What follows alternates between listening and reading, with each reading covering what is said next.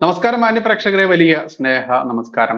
നമ്മളൊക്കെ ഓഗസ്റ്റ് 15 എന്ന് പറയുന്ന നമ്മുടെ സ്വാതന്ത്ര്യ ദിനം എപ്പോഴും ഓർത്തിരിക്കാണ്ട് നമ്മൾ അത് ആഘോഷിക്കാറുമുണ്ട്. ഇപ്പൊ ഈ കഴിഞ്ഞ ആഴ്ച നമ്മളത് ആഘോഷിക്കുകയും ചെയ്തു. പക്ഷെ ഓഗസ്റ്റ് 20 എന്ന് പറയുന്ന ഒരു ദിവസമുണ്ട്. ആ ദിവസത്തിന്റെ പ്രത്യേകത എന്തെന്ന് ഇന്നും സത്യത്തിൽ മലയാളികൾക്ക് പോലും അറിയില്ല എന്നുള്ളതാണ് യാഥാർത്ഥ്യം. ഇനി മലയാളികൾ വിട്ടുപിടിക്കാൻ നമുക്ക് ഇപ്പോൾ ഇവിടെ എല്ലാത്തിനെയും ജാതിയും മതവും തിരിച്ച് പറയുന്നത് കൊണ്ട് തന്നെ ഹിന്ദുക്കൾക്ക് അറിയില്ല എന്നുള്ളതാണ് യാഥാർത്ഥ്യം. അതുകൊണ്ട് തന്നെ എന്താണ് ഓഗസ്റ്റ് 20 പ്രാധാന്യം എന്ന് ഓരോ ഹിന്ദുക്കളും അറിഞ്ഞിരിക്കേണ്ട കാലഘട്ടത്തിലൂടെ തന്നെയാണ് നമ്മൾ കടന്നു പോയിക്കൊണ്ടിരിക്കുന്നത്. കാരണം ഒരു പക്ഷേ ലോകം കണ്ടതിൽ ഏറ്റവും വലിയ ഹിന്ദു വംശഹത്യ, അതല്ലെങ്കിൽ ഇവിടെ ഏറ്റവും കൂടുതൽ ആളുകളെ കൺവെർട്ട് ചെയ്യുക, മതം മാറ്റുക എന്ന് ചെയ്ത ആ ദുഷ്ടത്തരമൊക്കെ അരങ്ങേറിയ 1921 ഓഗസ്റ്റ് 20 ആ ഏറ്റവും വലിയ ക്രൂരത അരങ്ങേറിയത്. അത് തന്നെയാണ് ഓഗസ്റ്റ് 20 എന്ന് പറയുന്ന ആ ദിവസത്തിന്റെ പ്രത്യേകത.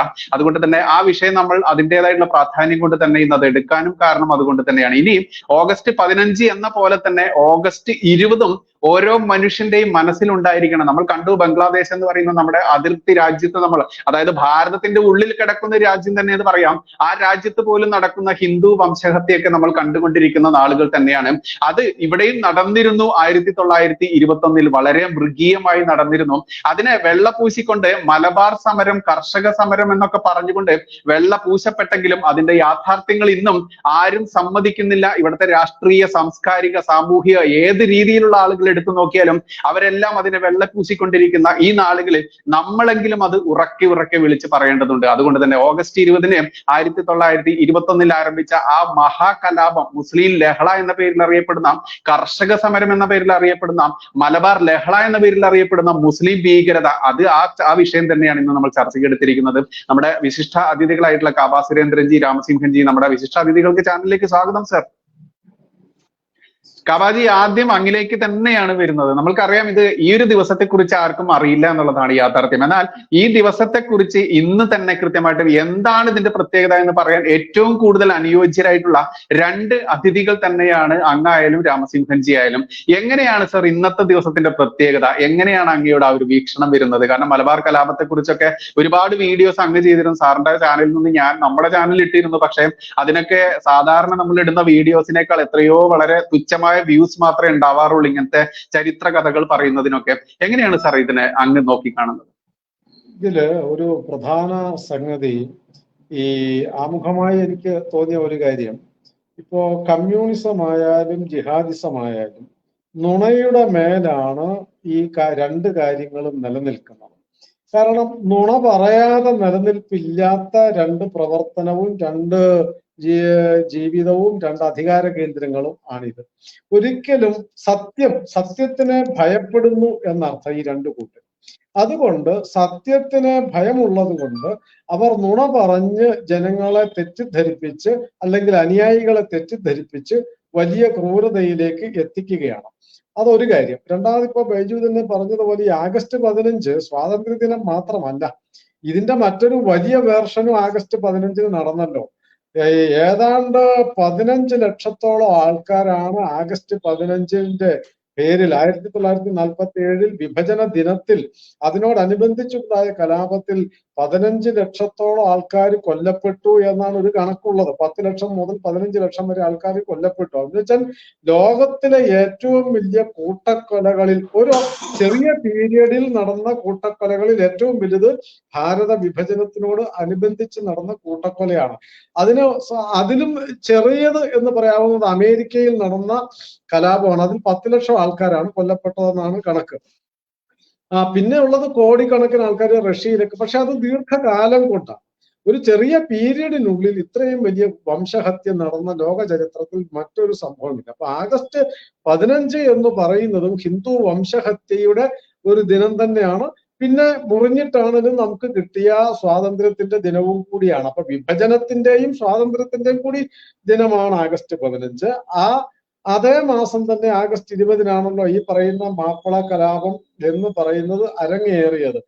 അത് സ്വാതന്ത്ര്യ സമരമാണ്. ഇപ്പൊ ഈ ചില ജിഹാദി ഗ്രൂപ്പുകളൊക്കെ ഞങ്ങള് ബ്രിട്ടീഷുകാരോട് ഏറ്റുമുട്ടിയിട്ടുണ്ട്, യുദ്ധം ചെയ്തിട്ടുണ്ട് എന്ന് പറയുന്നത് കലാപകാരികളെ അടിച്ചൊതുക്കാൻ വേണ്ടിയിട്ട് ബ്രിട്ടീഷ് പട്ടാളം വന്നതിനെ ഏറ്റുമുട്ടിയതാണ്.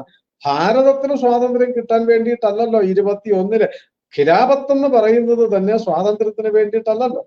അതിനുവേണ്ടിയാണെങ്കിൽ ഈ പറയുന്നത് സത്യസന്ധമായിട്ട് നമുക്ക് സ്വീകരിക്കാം. പക്ഷെ ഞാൻ പറഞ്ഞല്ലോ, അവരുടെ തുടക്കത്തിൽ പറഞ്ഞല്ലോ, അവർ നുണയാണ് പറയുന്നത്. കാരണം ഖിലാഫത്ത് പുനഃസ്ഥാപിക്കുക എന്നുള്ളതും ഭാരതത്തിന്റെ സ്വാതന്ത്ര്യവുമായിട്ട് യാതൊരു ബന്ധവും ഉണ്ടായിരുന്നില്ല. ഇനി ഖിലാഫത്ത് സമരം സ്വാതന്ത്ര്യ സമരത്തിന്റെ ഭാഗമായിരുന്നെങ്കിൽ അതിന് ആഹ്വാനം ചെയ്ത ഗാന്ധിജി ആഹ്വാനം ചെയ്തത് അഹിംസാ സമരമായിരുന്നു. അഹിംസാ സമരം നടന്നിടത്ത് എങ്ങനെയാണ് കൂട്ടക്കൊല ഉണ്ടാവുന്നത്? ഇനി അത് യാദൃശ്ചികമായി കലാപമായി വഴിതെറ്റിപ്പോയി. അങ്ങനെയാണല്ലോ കമ്മ്യൂണിസ്റ്റുകാർ EMS ഒക്കെ എഴുതി വെച്ചിരിക്കുന്നത്. അങ്ങനെ വഴിമാറിപ്പോയി എന്നാണ്. അങ്ങനെയാണെങ്കിൽ കമ്മ്യൂണിസ്റ്റുകാർ പറയേണ്ട ഒരു ഉത്തരം, വഴിമാറിപ്പോയതാണെങ്കിൽ ഈ ഫെബ്രുവരി മാസം മുതൽ ആയിരക്കണക്കിന് വാളും ബോംബും കത്തിയും ഉണ്ടാക്കിയത് എന്തിനാണെന്ന് അവർ പറയണം. മാസങ്ങളോളം ആയുധങ്ങൾ നിർമ്മിക്കുകയും വീടുകളിൽ ഉണ്ടായിരുന്ന വലിയ വലിയ വീടുകളിൽ സൂക്ഷിച്ചിരുന്ന തോക്കും വാളും അവർ പിടിച്ചെടുത്തുകൊണ്ട് പോവുകയും ബാക്കി വാളും കത്തിയും തോക്കും ഉണ്ടാക്കാൻ വേണ്ടി പണം വാങ്ങിച്ചു കൊണ്ടുപോയി ഹിന്ദു പ്രമാണിമാരുടെ കൈകളിൽ നിന്ന്, എന്നിട്ട് ആ തോക്കും വാളും ഉപയോഗിച്ചിട്ട് തന്നെയാണ് അവരെ കൊന്നത്. അപ്പൊ യാദൃശ്ചികമായിട്ടാണെങ്കിൽ ഈ 4-5 മാസം ആയുധം ഉണ്ടാക്കിയത് എങ്ങനെയാണ്? അത് യാദൃശ്ചികമാണോ? ഈ യാദൃശ്ചികം എന്നൊക്കെ പറയുന്നതിന് ഒരു കയ്യും കണക്കുമില്ല, എത്ര മാസം എന്നൊക്കെ ഉള്ളതില്ലേ.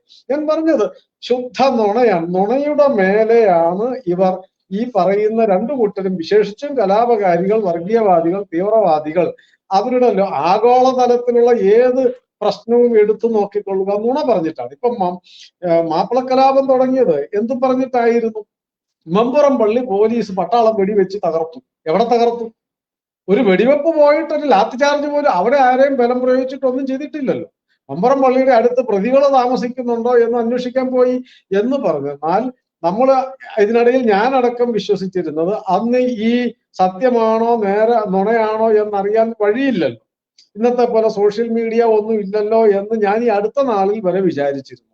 അതുകൊണ്ട് തെറ്റിദ്ധരിച്ചു ആൾക്കാരെ കലാപത്തിലേക്ക് ഇറക്കി വിട്ടതാണ്.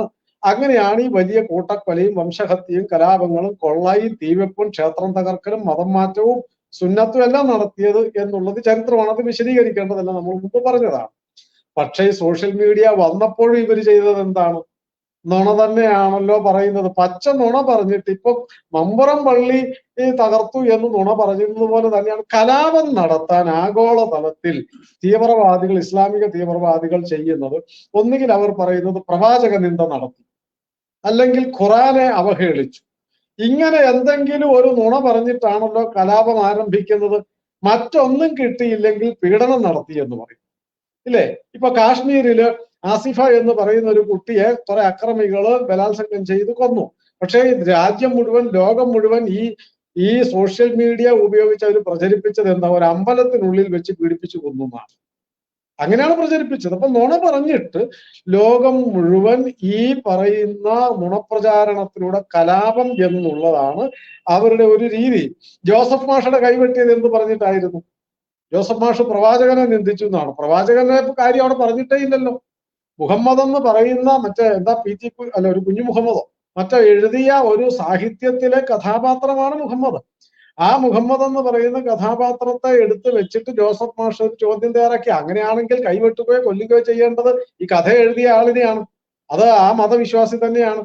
എന്നിട്ട് ആ മതവിശ്വാസിയെ വിട്ടിട്ട് ജോസഫ് മാഷെ വെട്ടാൻ കാര്യം എന്താണ്? ഒരു നുണ പറഞ്ഞിട്ട് ഒരു അവിശ്വാസിയെ കൊല്ലുക, അല്ലെങ്കിൽ ഒരു അമുസ്ലിമിനെ കൊല്ലുക, വെട്ടുക എന്നുള്ളത് തന്നെയാണ് ലക്ഷ്യം. അല്ലായിരുന്നെങ്കിൽ അവർ ആക്രമണം നടത്തേണ്ടിയിരുന്നത് മറ്റേ ആളിനെയാണ്. ഇപ്പോൾ പാലസ്തീൻ എന്ന് പറഞ്ഞ് നടക്കുന്നുണ്ടല്ലോ. ഈ നൂറുകണക്കിന് ആൾക്കാരെ ആക്രമിച്ച് കൊന്ന ഇപ്പൊ ഇസ്രായേലിലേക്ക് കടന്നു കയറി ഹമാസ് കൂട്ടക്കൊല നടത്തിയത് ആരെങ്കിലും ചർച്ച ചെയ്യുന്നു? ചർച്ച മുഴുവൻ പാലസ്തീനിനെ കുറിച്ചാണ്, ആക്രമണങ്ങളെ കുറിച്ചാണ്, ഇസ്രായേലിന്റെ ആക്രമണത്തെ കുറിച്ച്. അപ്പൊ ഞാൻ പറഞ്ഞു വന്നത്, നുണ പറഞ്ഞ് അതിന്റെ മേലെ കെട്ടിപ്പൊക്കുന്ന പ്രത്യയശാസ്ത്രവും മതവും ഒക്കെയാണ് ലോകത്ത് കലാപങ്ങളും കൂട്ടക്കൊലകളും ഉണ്ടാക്കിക്കൊണ്ടിരിക്കുന്നത്. അത് തന്നെ അതിപ്പോ സോഷ്യൽ മീഡിയ ഉണ്ടെങ്കിലും ഇല്ലെങ്കിലും ഒരു മീഡിയയും ഇല്ലാത്ത കാലത്താണ് മാപ്പിള കലാപം നടത്തിയതും. അതും ഈ പച്ച നുണ പറഞ്ഞുകൊണ്ട് തന്നെയായിരുന്നു. ഇപ്പോ CAA വിരുദ്ധ സമരം നടത്തി, നുണയായിരുന്നല്ലോ പറഞ്ഞത്. ഞാൻ വിചാരിച്ചിരുന്നത് നമ്മുടെ രാഷ്ട്രീയക്കാരും ചില സാംസ്കാരിക നായകന്മാരും ഒക്കെ പറയാറുണ്ട്, ഭീകരവാദികൾ എന്ന് പറഞ്ഞത് കുറച്ചു പേരേ ഉള്ളൂ, വളരെ കുറച്ചു പേരേ ഉള്ളൂ, ബാക്കിയുള്ളവരെല്ലാവരും വളരെ മാന്യന്മാരും നല്ലവരുമാണെന്നാണ്. കുറെ നല്ല ആൾക്കാരുണ്ട്, പക്ഷെ അത് മതവിശ്വാസത്തിന്റെ പേരിലല്ല, വ്യക്തിപരമായി അവർ നല്ലവരായിരിക്കാം. പക്ഷെ ആ മതത്തിൽ പോലും എങ്ങനെയാണ് എന്നുള്ളതിന് ഇസ്ലാം വിരുദ്ധമാണ് പൗരത്വ നിയമ ഭേദഗതി എന്ന് പറഞ്ഞ് കലാപം അഴിച്ചു വിട്ടത് തീവ്രവാദികൾ മാത്രമല്ല. മുസ്ലിം ലീഗ് ഇറങ്ങി, മതസംഘടനകളെല്ലാം ഇറങ്ങിയില്ലേ, മത നേതാക്കന്മാരും മൗലവിമാരും എല്ലാവരും ഇറങ്ങിയത് എന്തിനായിരുന്നു? ഈ നുണ പറഞ്ഞ് രാജ്യം മുഴുവൻ കലാപം നടത്തിയത് എന്തിനായിരുന്നു? അപ്പൊ നുണയാണ് മത നേതാക്കന്മാരാണെങ്കിലും മതവിശ്വാസികളാണെങ്കിലും മത മൗലികവാദികളാണെങ്കിലും മത തീവ്രവാദികളാണെങ്കിലും മത ഭീകരവാദികളാണെങ്കിലും നുണയാണ് ആശ്രയം. ഒരു വിശ്വാസത്തെ ഊട്ടിയുറപ്പിക്കാൻ നുണയെ ആശ്രയിക്കുന്നത് എത്രമാത്രം തരം താണ ഒരു ഏർപ്പാടാണ് എന്ന് അവരാണ് ആലോചിക്കേണ്ടത്. നമുക്കതിലൊന്നും ചെയ്യാനില്ല. പക്ഷേ പ്രശ്നം ഈ നുണ വിശ്വസിച്ച് കലാപത്തിന് ഇറങ്ങുന്നത്. ഇപ്പൊ മാപ്പിള കലാപം നടത്തിയപ്പോൾ ഇത്ര അധികം ആൾക്കാരെ കൊന്നത്, ഇപ്പൊ മാധവൻ നായർ അടക്കം ധാരാളം സാഹിത്യം അതിന് വീണ്ടും വിശദീകരിക്കണ്ടല്ലോ. അതിനകത്തൊക്കെ എഴുതി വെച്ചിരിക്കുന്നത് കൊച്ചു കുട്ടികളടക്കം. നമ്മളിപ്പോ ഈ അവലും മലരും കരുതി വെച്ചോളാൻ പറഞ്ഞ കുട്ടി അവനെ വിവരമില്ലാഞ്ഞിട്ടല്ല. എന്റെ കയ്യിൽ ഒരു വീഡിയോ ഉണ്ട്. ആ CAA സമയത്ത് ഒരു 5, 6, 7 വയസ്സുള്ള കുഞ്ഞുങ്ങൾ ഏതോ അവർ ഒരു വീടുകളുടെ മുമ്പിൽ, ഒരു വീടിന്റെ ഇടവഴിയുടെ മുമ്പിൽ ഒരു 5-8 കുട്ടികൾ, അതിൽ പെൺകുട്ടികളും ആൺകുട്ടികളും ഉണ്ട്, എല്ലാവരും 10-ൽ താഴെ പ്രായമുള്ള കുട്ടികൾ. അവർ പച്ചക്ക് തെറി വിളിക്കുന്നു, RSSനെ തെറി വിളിക്കുന്നു, ഹിന്ദുക്കളെ തെറി വിളിക്കുന്നു. എന്തിനാണ്? അവർക്ക് എവിടുന്നാണ് അത് കിട്ടിയത്? അപ്പൊ ബാല്യത്തിലെ ശൈശവത്തിലെ കൊടുക്കുന്ന ഈ വിദ്വേഷം എന്ന വിഷം അവർക്ക് കിട്ടുന്നുണ്ട്. അതാണ് പിന്നെ അവരേത് തരത്തിലുള്ള ക്രൂരതയും ചെയ്യാൻ കുഞ്ഞുങ്ങളടക്കം. മാപ്പിള കലാപത്തില് കൊച്ചു കുഞ്ഞുങ്ങൾ ഉണ്ടായിരുന്നു, കൊച്ചു കുട്ടികൾ ഉണ്ടായിരുന്നു എന്ന് രേഖപ്പെടുത്തി വെച്ചിട്ടുണ്ട്. അതുപോലെ തന്നെ സ്ത്രീകൾ ഉണ്ടായിരുന്നു എന്ന് രേഖപ്പെടുത്തി വെച്ചിട്ടുണ്ട്. അവിടെ വളാഞ്ചേരിയില് ഒരു ഹിന്ദു കുടുംബത്തെ രക്ഷപ്പെടുത്തിക്കൊണ്ട് ഒരു മുസ്ലിം തന്നെ അയാൾ കൊണ്ടുപോകാൻ ശ്രമിക്കുമ്പം വേറൊരു മുസ്ലിം അമ്മച്ചി ചോദിക്കുന്ന ഒരു രംഗം വിശദീകരിച്ചിട്ടുണ്ട് PVK നെടുങ്ങാടിയുടെ പുസ്തകത്തിൽ. ഒരു മുസ്ലിം അമ്മച്ചി ചോദിക്കുക, ഇവരെ കൈകാര്യം ചെയ്യാൻ ഈ നാട്ടിൽ ആൺപിള്ളേരാരും ഇല്ല എന്ന് ചോദിക്കുന്നു. ഒരു അമ്മച്ചിയാണെന്ന് ചോദിക്കുന്നതെന്ന് വിചാരിക്കണം. അപ്പോ പ്രായമായ അമ്മയാണോ, അല്ലെങ്കിൽ ചെറുപ്പക്കാരാണോ, അതല്ല കൊച്ചു പെൺകുട്ടികളാണോ, ബാലികാബാലന്മാരാണോ, പ്രായഭേദമന്യേ ഈ ക്രൂരമായ മാനസികാവസ്ഥ അവർക്ക് എവിടെ നിന്ന് കിട്ടി എന്നുള്ളത് അന്വേഷിക്കേണ്ട. അത് നമ്മളല്ല അന്വേഷിക്കേണ്ടത്, അവരാണ്. എന്തുകൊണ്ട് ഇങ്ങനെ മതതീവ്രവാദികളായിരുന്നു? ഞാനൊരു ഉദാഹരണം പറയാം. തുർക്കി ആദ്യം വേറെ രാജ്യമായിരുന്നല്ലോ.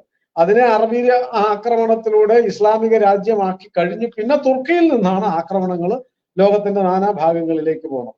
ആ തുർക്കിയിലെ ഇസ്ലാമിക രാജ്യമായതിനു ശേഷം ആ നാട്ടിലുണ്ടായിരുന്ന അവശേഷിച്ചിരുന്ന ക്രിസ്ത്യൻ ആൾക്കാരെ ആക്രമിച്ച് പീഡിപ്പിച്ച് അവരെ കൊല്ലുകയോ അല്ലെങ്കിൽ അടിമകളാക്കുകയോ അല്ലെങ്കിൽ മതം മാറ്റുകയോ ചെയ്യുന്ന വേളയിൽ അവരുടെ കുട്ടികളെ പിടിച്ചുകൊണ്ടു പോകുമായിരുന്നു.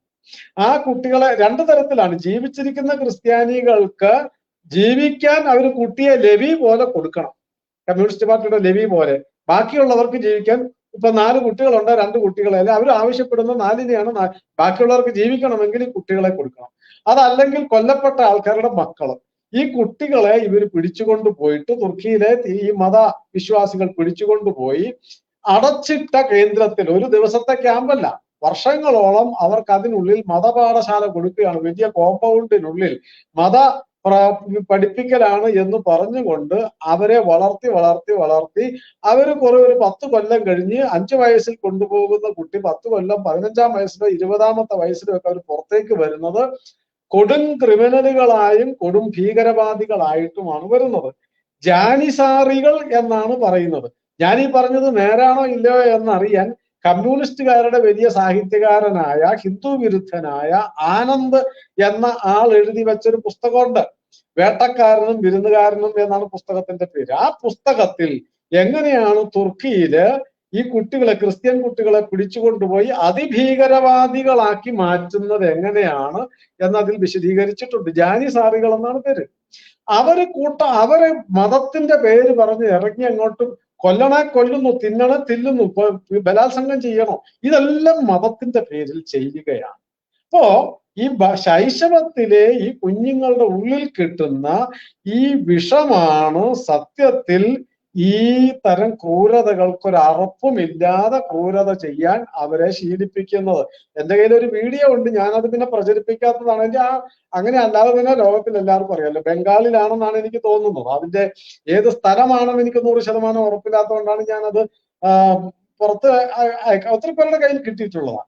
ഒരു 35-40 വയസ്സുള്ള ഒരു സ്ത്രീ, അവരുടെ ഒരു മകൾ, ഒരു 16-17 വയസ്സുള്ള ഒരു മകള്, ആ മകളെ ബലമായി പിടിച്ച് വലിച്ച് ഇഴയ്ക്കാൻ ശ്രമിക്കുന്ന ഒരു 10-15 പയ്യന്മാര്, 12 വയസ്സ്, 15 വയസ്സ്, 17 വയസ്സുള്ള കൗമാരക്കാര് ഒരമ്മയുടെ കയ്യിൽ നിന്ന് ഒരു മകളെ പിടിച്ച് പറിച്ച് അവളുടെ ശരീരഭാഗങ്ങളിൽ പിടിച്ച് ഞെക്കുകയോ, അത് കാണാൻ സഹിക്കില്ല.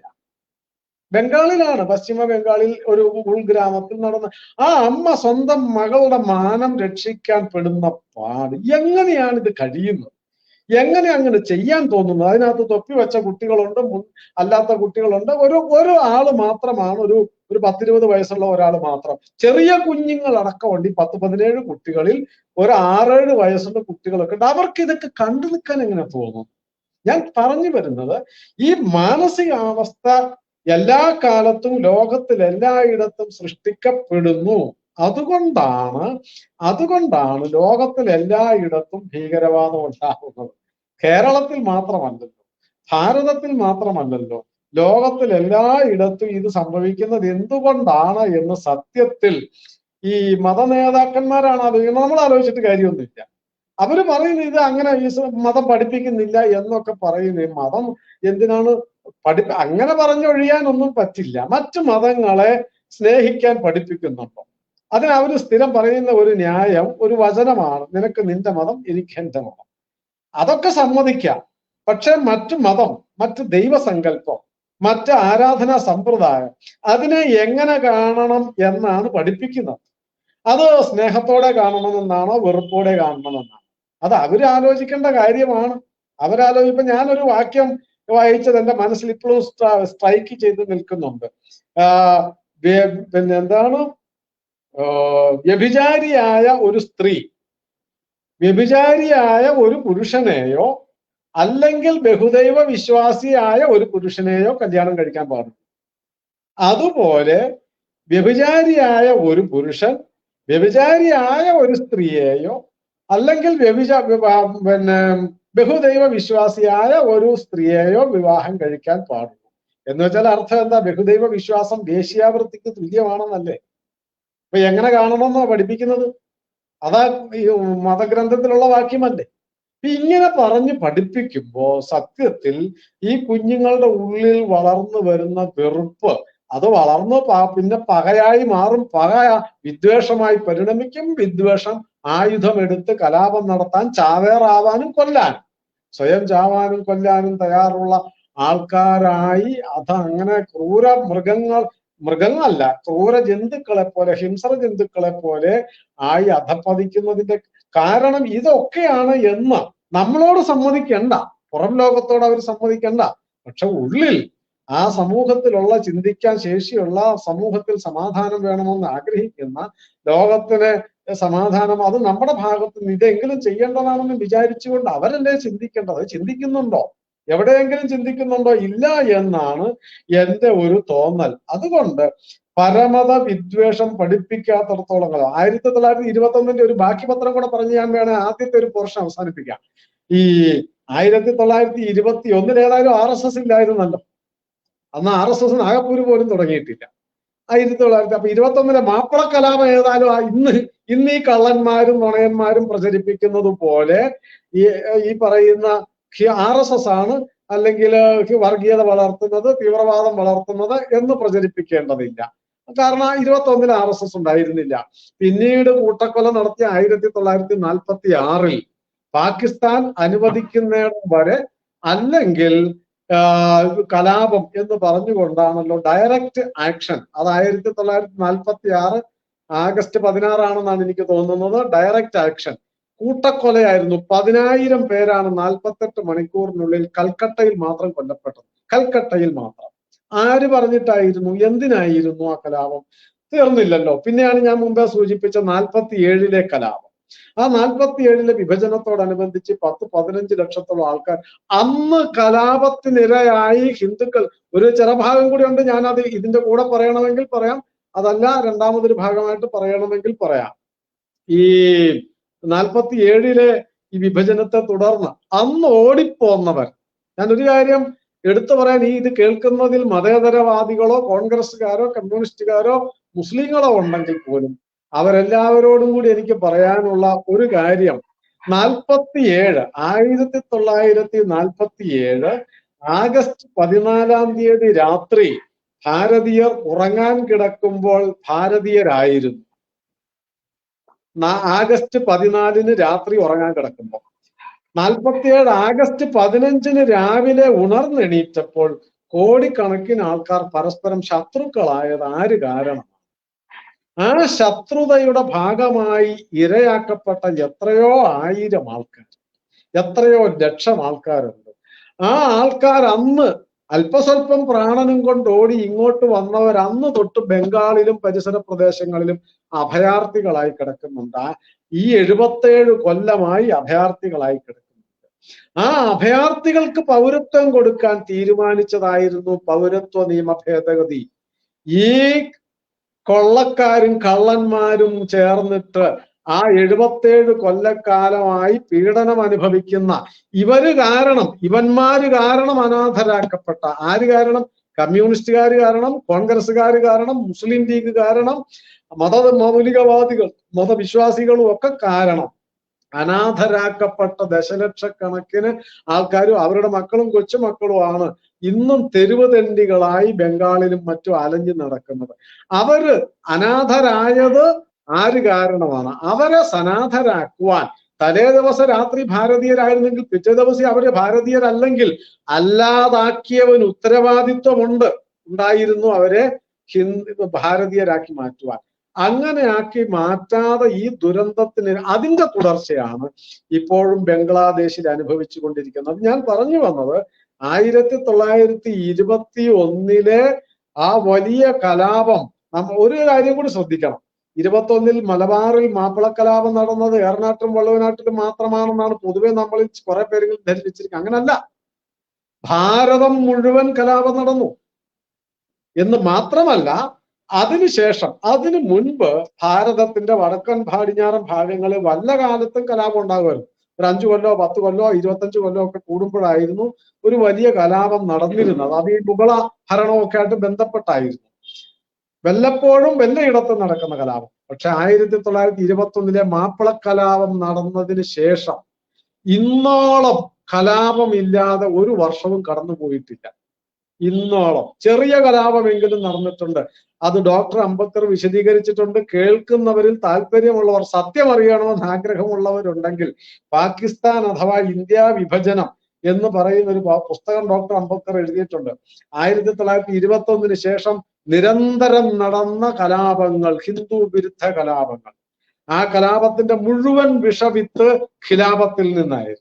ആ കലാപത്തിന്റെ ഈ ബംഗ്ലാദേശിൽ ഇപ്പോൾ നടക്കുന്ന കൂട്ടക്കൊലകളും പീഡനങ്ങളും ആക്രമണങ്ങളും മുഴുവൻ മാപ്പിളക്കലാപത്തിന്റെ അവശിഷ്ടങ്ങളാണ്. അതുകൊണ്ട് മാപ്പിളക്കലാപം എന്ന് പറയുന്നത് ചെറിയ കാര്യമല്ല. നൂറ്റാണ്ടുകളോളം നീണ്ടു നിൽക്കാൻ പോരുന്ന വിഷം നിറച്ച കൊടിയ ആറ്റം ബോംബാണ് 1921 ഖിലാഫത്ത് എന്ന് പറയുന്ന മാപ്പിളക്കലാപം.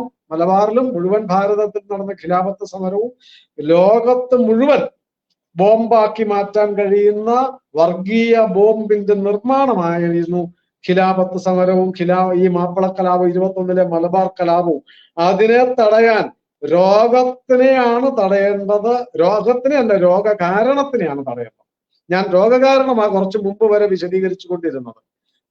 രോഗകാരണമാണ്. രോഗം ഇനിയും ഉണ്ടാവും. കലാപം ഏത് ദൈവം തമ്പുരാൻ വിചാരിച്ചാലും കലാപം തുടരും എന്നാണ്. ഇപ്പൊ പാലസ്തീനി കലാപം നടക്കുന്നത്, ഫ്രാൻസിൽ കലാപം നടത്തുന്ന ആരാ കാരണം? ആസ്ട്രേലിയയിൽ കലാപം നടത്തുന്നതിന് ആരാ കാരണം? ഇംഗ്ലണ്ടിൽ കലാപം നടത്തുന്നതിന് ആരാ കാരണം? കാനഡയിൽ കലാപം നടത്തുന്നതിന് ആരാ കാരണം? ലോകത്തിലെല്ലായിടും തുർക്കി പിന്നെ അഫ്ഗാനിസ്ഥാനിൽ കലാപം നടത്തുന്നതിന് ആരാ കാരണം? ലോകത്തിൽ കലാപം നടത്തുന്നതിന് കാരണക്കാരായ RSS ഹിന്ദുക്കളാ. അപ്പൊ ഈ കലാപം നടക്കുന്നു ലോകത്തിൽ എവിടെയാണെങ്കിൽ. അങ്ങനെയാണെങ്കിൽ അതിന്റെ കാരണം വേറെ ആയിരിക്കുമല്ലോ. എല്ലായിടത്തും പണ്ട് ആരോ പറഞ്ഞതുപോലെ 20 പേരിൽ 19 പേരും തലതിരിഞ്ഞായിരിക്കുന്നത് ഞാൻ ഒരാളാണ് നേര് എന്ന് പറയുന്ന പമ്പര വിഡ്ഢിത്തം ഉണ്ടല്ലോ. ആ വിഡ്ഢിത്തം സ്വയം തിരിച്ചറിയേണ്ടതുണ്ട്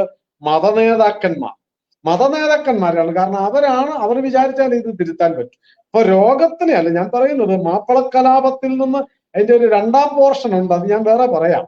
മാപ്പിള കലാപത്തിൽ നിന്ന് നമുക്ക് പഠിക്കാനുള്ളത് ഒരു പോർഷൻ എന്ന് പറയുന്നത് എല്ലാവർക്കും പഠിക്കാനുള്ളത്, ഹിന്ദുക്കൾക്ക് പഠിക്കാനുള്ളതല്ല. അതാണ് ഞാൻ രണ്ടാം പോർഷനിൽ പറയാമെന്ന് പറഞ്ഞത്.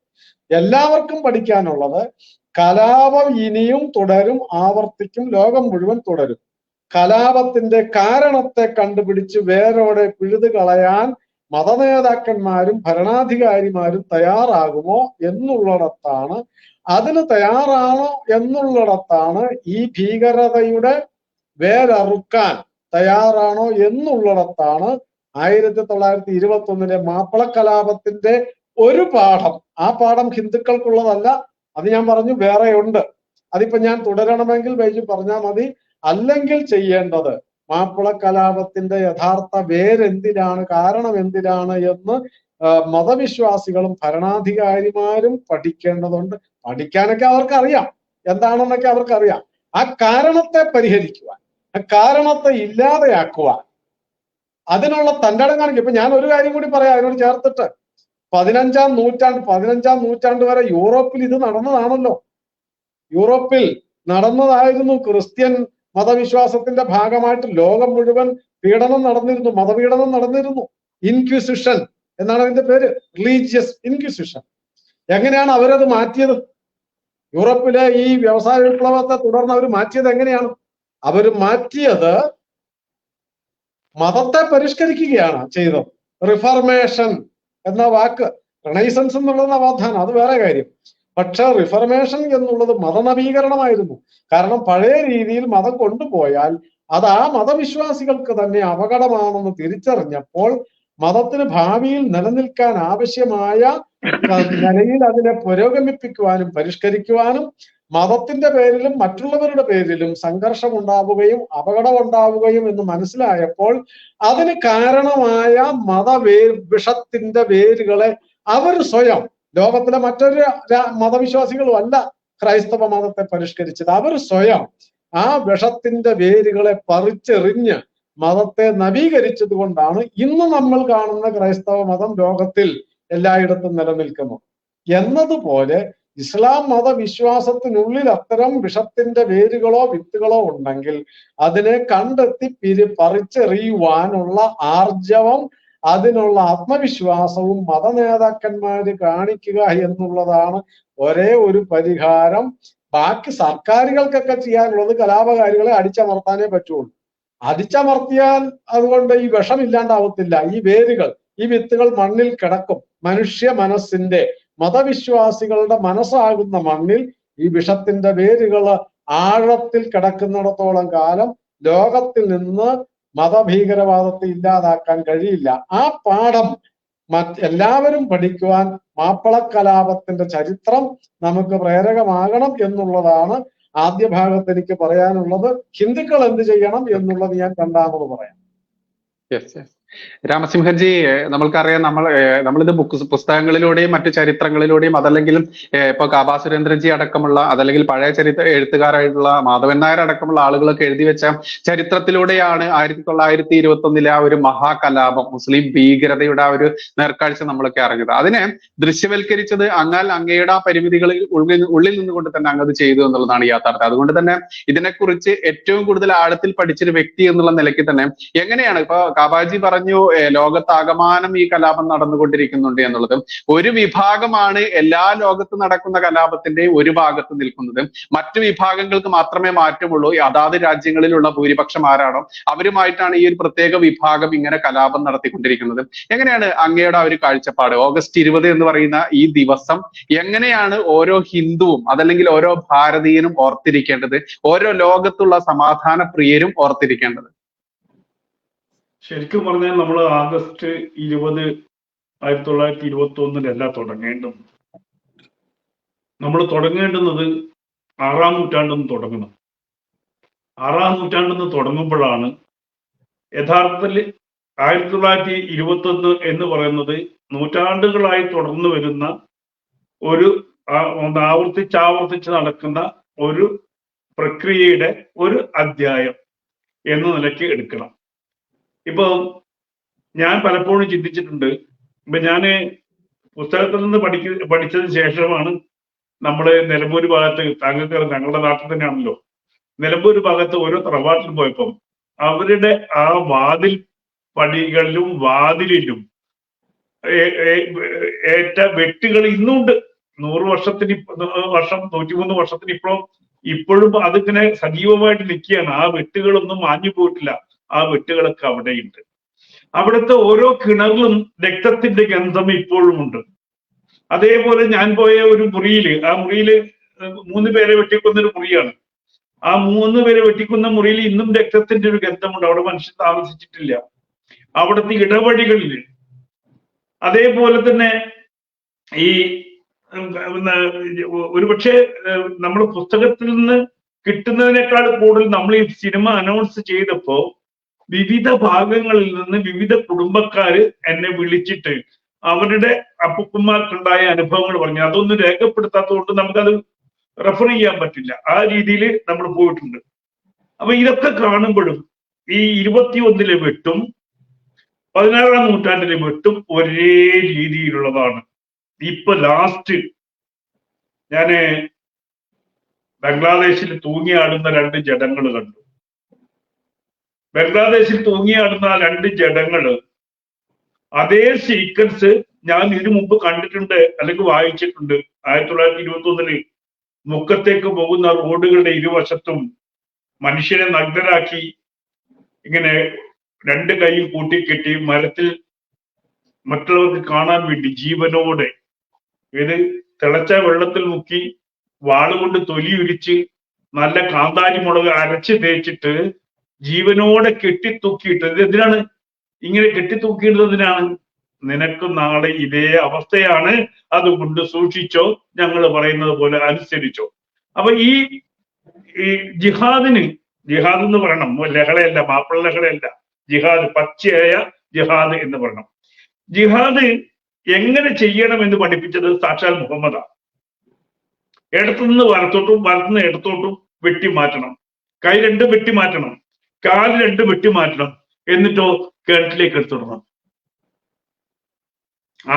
ഞാൻ പറഞ്ഞ മുഹമ്മദിന്റെ കാലഘട്ടത്തിലും ഇതേ പണി ചെയ്തിട്ടുണ്ട്.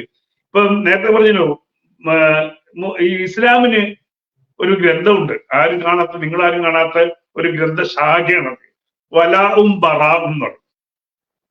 വലാഉം ബറാഉം എന്ന് പറഞ്ഞാൽ നിങ്ങളുടെ ബൈജുവിന്റെ അടുത്ത് ഒരു ഹിന്ദുവിന്റെ അടുത്ത് എങ്ങനെ പെരുമാറണം കാഴ്ചയിൽ, അത് കഴിഞ്ഞ് ആവശ്യം വരുമ്പോ എങ്ങനെ പെരുമാറണം, 2 ഘട്ടമാണത്. തങ്ങൾക്ക് ശക്തി വരുന്നവരെ എങ്ങനെ പെരുമാറണം, ഏതൊക്കെ സ്നേഹ പ്രകടനങ്ങൾ കാണിക്കണം, കുഴിമന്തി കൊണ്ടുപോയി അയൽവക്കത്ത് കൊടുക്കണം, അത് കഴിഞ്ഞിട്ട് കുഴിയിലേക്ക് എങ്ങനെ വിടണം. 2 ഭാഗവും ഈ ജിഹാദിന്റെ ഭാഗമായിട്ടുണ്ട്. അത് വായിച്ചവർക്കേ അത് മനസ്സിലാവുള്ളൂ. അപ്പൊ ഈ സാധാരണ മുസ്ലിം, ഒരു സുന്നി മുസ്ലിം ഒന്നും ഇതുണ്ടാവില്ല. പക്ഷേ ഇപ്പൊ ഞാൻ പറഞ്ഞു, എന്റെ അനുഭവത്തിൽ ഞാൻ മദ്രസയിൽ പഠിക്കുമ്പോൾ മദ്രസയിലെ ഗ്രന്ഥങ്ങളിൽ നിന്ന് ഉസ്താദ്മാര് പഠിപ്പിക്കുന്നതില് നമ്മൾ പറഞ്ഞേ അമ്പലം കണ്ടാൽ അവിടേക്ക് തുപ്പണം എന്ന് പഠിപ്പിക്കും. എന്നെ പഠിപ്പിച്ചിട്ടുണ്ട്, ഞാൻ തുറന്നു പറയാൻ എന്നെ പഠിപ്പിച്ചിട്ടുണ്ട്. അതുപോലെ കാഫിറ്റിങ്ങളെ കൂട്ടുകാരായിട്ട് വെക്കാൻ പാടില്ല, അവർ നമ്മുടെ ശത്രുക്കളാണ്. ക്രിസ്ത്യാനികളോടും അവർ ശത്രുക്കളാണ്, അവരോട് അകലം പാലിക്കണം, ഇത് പഠിപ്പിച്ചിട്ടാണ്. അപ്പൊ നമ്മളൊക്കെ ഈ പള്ളിയിലെ ചിലക്ക് കണ്ടാൽ നമുക്കൊരു പുച്ഛമാണ്, ഈ പൂജാരിമാരെ കണ്ടാൽ പുച്ഛമാണ്, അമ്പലം കണ്ടാൽ തുപ്പു. ഇത് വിഗ്രഹം കണ്ടാൽ നമുക്ക് അവജ്ഞയോട് നോക്കും. ഇതൊക്കെ പഠിച്ചിട്ടാണ് ഓരോ മുസ്ലിം പൗരനും ഈ വളർന്നു വരുന്നത്. അത് 3 വയസ്സ് തുടങ്ങും. 3 വയസ്സ് തുടങ്ങി 15 വയസ്സ് വരെ ഇത് പഠിച്ചു കഴിഞ്ഞാൽ, അപ്പൊ ഈ ഗ്രന്ഥത്തിൽ തന്നെയാണ് ഇതിന്റെ അടിസ്ഥാന പ്രശ്നം കിടക്കുന്നത്. ഗ്രന്ഥത്തിൽ പറയുന്നു, ലോകത്ത് അവസാനത്തെ ഹിന്ദുവും അവസാനത്തെ ക്രിസ്ത്യാനിയും അവസാനിച്ചതിന് ശേഷം മാത്രമേ യുദ്ധം നിർത്താവുള്ളൂ. ഇത് അടിസ്ഥാന പ്രമാണമാണ്, ഇസ്ലാമിന്റെ അടിസ്ഥാന പ്രമാണമാണ്. ബൈജുലാണ് അവിടം, സുരേന്ദ്രജി ഇല്ലാതാവണം. ഈ തലേക്കെട്ടുകാരും എന്റെ അള്ളാഹയും മാത്രമുള്ള ഒരു കാലം എന്ന് വരുമോ അന്നാണ് സമാധാനം, അള്ളാഹിന്റെ രാജ്യം വരണം. ഇത് അടിസ്ഥാന പ്രമാണമാണ്, അതിൽ നിന്ന് വ്യതിചലിക്കാൻ പാടില്ല. അതിനാണ് ജിഹാദ് എന്ന് പറയുന്നത്. നിങ്ങൾ അവരിനി എത്ര വെള്ളം പൂശിയാലും ശരി, ഇതിന്റെ അടിസ്ഥാനപരമായിട്ട് ഇസ്ലാം നിലനിൽക്കുന്നത് ഈ മറ്റുള്ളവരെല്ലാം ഇല്ലാതായിട്ട്, എന്നിട്ടൊരു യുദ്ധം കൂടിയുണ്ട്. അതായത് സുന്നികളും ഷിയാകളും അതിന്റെ ഉപവിഭാഗം യുദ്ധം കഴിഞ്ഞിട്ട് അവസാനം ആരാണോ അവസാനിക്കുന്നത് അതാണ് അള്ളാന്റെ. ഇവിടെ കൊണ്ട് തീരില്ല. ഇപ്പം ഇറാനും മറ്റേ സൗദി അറേബ്യയും ഒരുമിച്ച് പോവില്ല. കാരണം എന്താ, ഷിയയും സുന്നിയാണ്, ഒരുമിച്ച് പോവില്ല. അപ്പൊ ഈ ഒരു എന്താണ് ഇല്ലാതാക്കി അവസാനം അള്ളാന്റെ രാജ്യം ഉണ്ടാക്കുക എന്നുള്ള ഒരു നിയമവും അങ്ങനെ തന്നെയാണ്. ഇപ്പൊ നമുക്കറിയാം, ഇപ്പൊ ജമാഅത്തെ ഇസ്ലാമി ഇപ്പൊ പറയുന്നത് ഞങ്ങള് ഭരണഘടന വിശ്വസിക്കുന്ന കോടതിയിൽ പോന്നു. പക്ഷെ അവന്റെ ഉള്ളിൽ ഈ കോടതിയോട് വെറുപ്പാണ്, ആ ത്രിവർണ്ണ പതാകയോട് വെറുപ്പാണ്. അവർക്കൊന്നും അപ്പൊ ഭാരത് മാതാ കി ജയ് എന്ന് വിളിക്കാൻ ഒരു മുസൽമാന്റെ ഉള്ളിൽ കുറച്ച് പ്രയാസമുണ്ട്. മാതാ കി ജയ് വിളിക്കാൻ പാടില്ല, ഒരു മാതാവിന്റെ കാല് തൊട്ട് വന്ദിക്കാൻ പാടില്ല. എന്നിട്ട് അവർ പ്രസംഗിക്കും, പറയും സ്വർഗം എന്ന് പറയുന്നത് മാതാവിന്റെ കാലിനടിയിൽ. മാതാവിന് സ്വർഗമില്ല, അത് വേറെ കാര്യം. സ്ത്രീക്ക് സ്വർഗമില്ല, ഇസ്ലാമിലെ സ്ത്രീക്ക് സ്വർഗമില്ല. അപ്പൊ ഈ സ്വർഗമില്ലാത്ത ആർക്കാണ് അവിടെ? പെരിന്തൽമണ്ണയില് ഓഗസ്റ്റ് 15 നടന്ന ദേശീയ പതാക ഉയർത്തുന്ന സമയത്ത് നടന്നൊരു വേറൊരു ഗാനം നമ്മൾ കേട്ടിരുന്നോ? ഇവരുടെ ആ തക്ബീർ മുഴക്കിക്കൊണ്ടാണ് ഇവര് ഇത് നടത്തിയത്. പെരുന്നാളിനുമുള്ള തക്ബീർ കൂട്ടിച്ചേർക്കുന്നേ ഉള്ളൂ. മുഹമ്മദിന്റെ ഇതാണ്. അപ്പൊ ഈ ഇത് അവസാനം ഞാൻ പറഞ്ഞു, ഇതൊക്കെ ഇഷ്ടമില്ലാണ്ട് ചെയ്യുകയാണ്. അപ്പൊ നിങ്ങൾക്ക് താമസിക്കാൻ, നിങ്ങൾ ഹിന്ദു ഇല്ലാത്തിടം, ഇത് ഖുർആന്റെ ഏറ്റവും വലിയൊരു വാക്കാണ്. ഇപ്പൊ ഇവരെപ്പോഴും അത് യുദ്ധ സമയത്തുണ്ടാ. നമ്മൾ എന്തെങ്കിലും തർക്കം ചോദിച്ചാൽ ഈ കാഫിറിനെ കണ്ടെടുത്ത് വെച്ച് കൊല്ലണം. അത് യുദ്ധ സമയത്ത്, ഏത് യുദ്ധ സമയത്ത് ചോദിച്ചാൽ ആൻസർ ഇല്ല. യഥാർത്ഥത്തില് കാബാജി നേരത്തെ പറഞ്ഞ എനിക്ക് എന്റെ മതം, നിനക്ക് നിന്റെ മതം എന്നൊക്കെ പറഞ്ഞത് മുഹമ്മദിന്റെ ആദ്യ കാലഘട്ടത്തിലാണ്. ഇദ്ദേഹം പാലായനം ചെയ്ത് മദീനയിലേക്ക് ഈ ഗ്രൂപ്പ് ഉണ്ടാകുന്നത് വരെ, ശക്തി ആർജിക്കുന്നത് വരെയാണ് ഈ സോഫ്റ്റ് ഡയലോഗ് ഒക്കെ പറഞ്ഞത്. അത് കഴിഞ്ഞ് മെക്ക വിജയത്തിന് ശേഷം, ഇദ്ദേഹം ഭരണാധികാരി ആയതിനു ശേഷമാണ് പിന്നീട് തലവെട്ട് ശരിക്കും നടന്നത്. വ്യഭിചാരം എന്ന് പറഞ്ഞാൽ, അതായത് ഭർത്താവിന്റെയും സഹോദരന്റെയും അച്ഛന്റെയും തല വെട്ടിയിട്ട് അന്ന് തന്നെ അവിടുത്തെ പെണ്ണുങ്ങളെ കൊണ്ടുപോയിട്ട് വ്യഭിചരിച്ച ആൾക്കാരാണ്. ആ സംസ്കാരമാണ്. 21 നമുക്ക് ചിത്രീകരിക്കും. 21 സിനിമയില് ഞാൻ ഷൂട്ട് ചെയ്തതിന്റെ പല ഭാഗങ്ങളും തിയേറ്ററിലേക്ക് വന്നിട്ടില്ല. അത് നമുക്ക് സങ്കടകരമായ അവസ്ഥയാണ്. ഈ 21 ഒരു പെൺകുട്ടി, 14 പേരാണ് അറ്റ് എ ടൈമിൽ റേപ്പ് ചെയ്തത്, 1 by 1 ആയിട്ട്. 18 വയസ്സുള്ള കുട്ടി. ആ 18 വയസ്സുള്ള കുട്ടിയെ റേപ്പ് ചെയ്ത് കഴിഞ്ഞിട്ട് അവരെ സഹോദരന്മാരൊക്കെ ആദ്യം കൊന്നു. അത് കഴിഞ്ഞ് ഈ പെൺകുട്ടിയെ കൊണ്ട് ഇവര് പോയി. അത് പിതാവ് അന്ന് ആ വീട്ടിലുണ്ടായിരുന്നില്ല. അത് കഴിഞ്ഞിട്ട് ആ പിതാവ് വന്നിട്ട് ഈ പെൺകുട്ടിയെ അന്വേഷിച്ചിട്ട് ഇങ്ങനെ നടക്കുന്നുണ്ട്.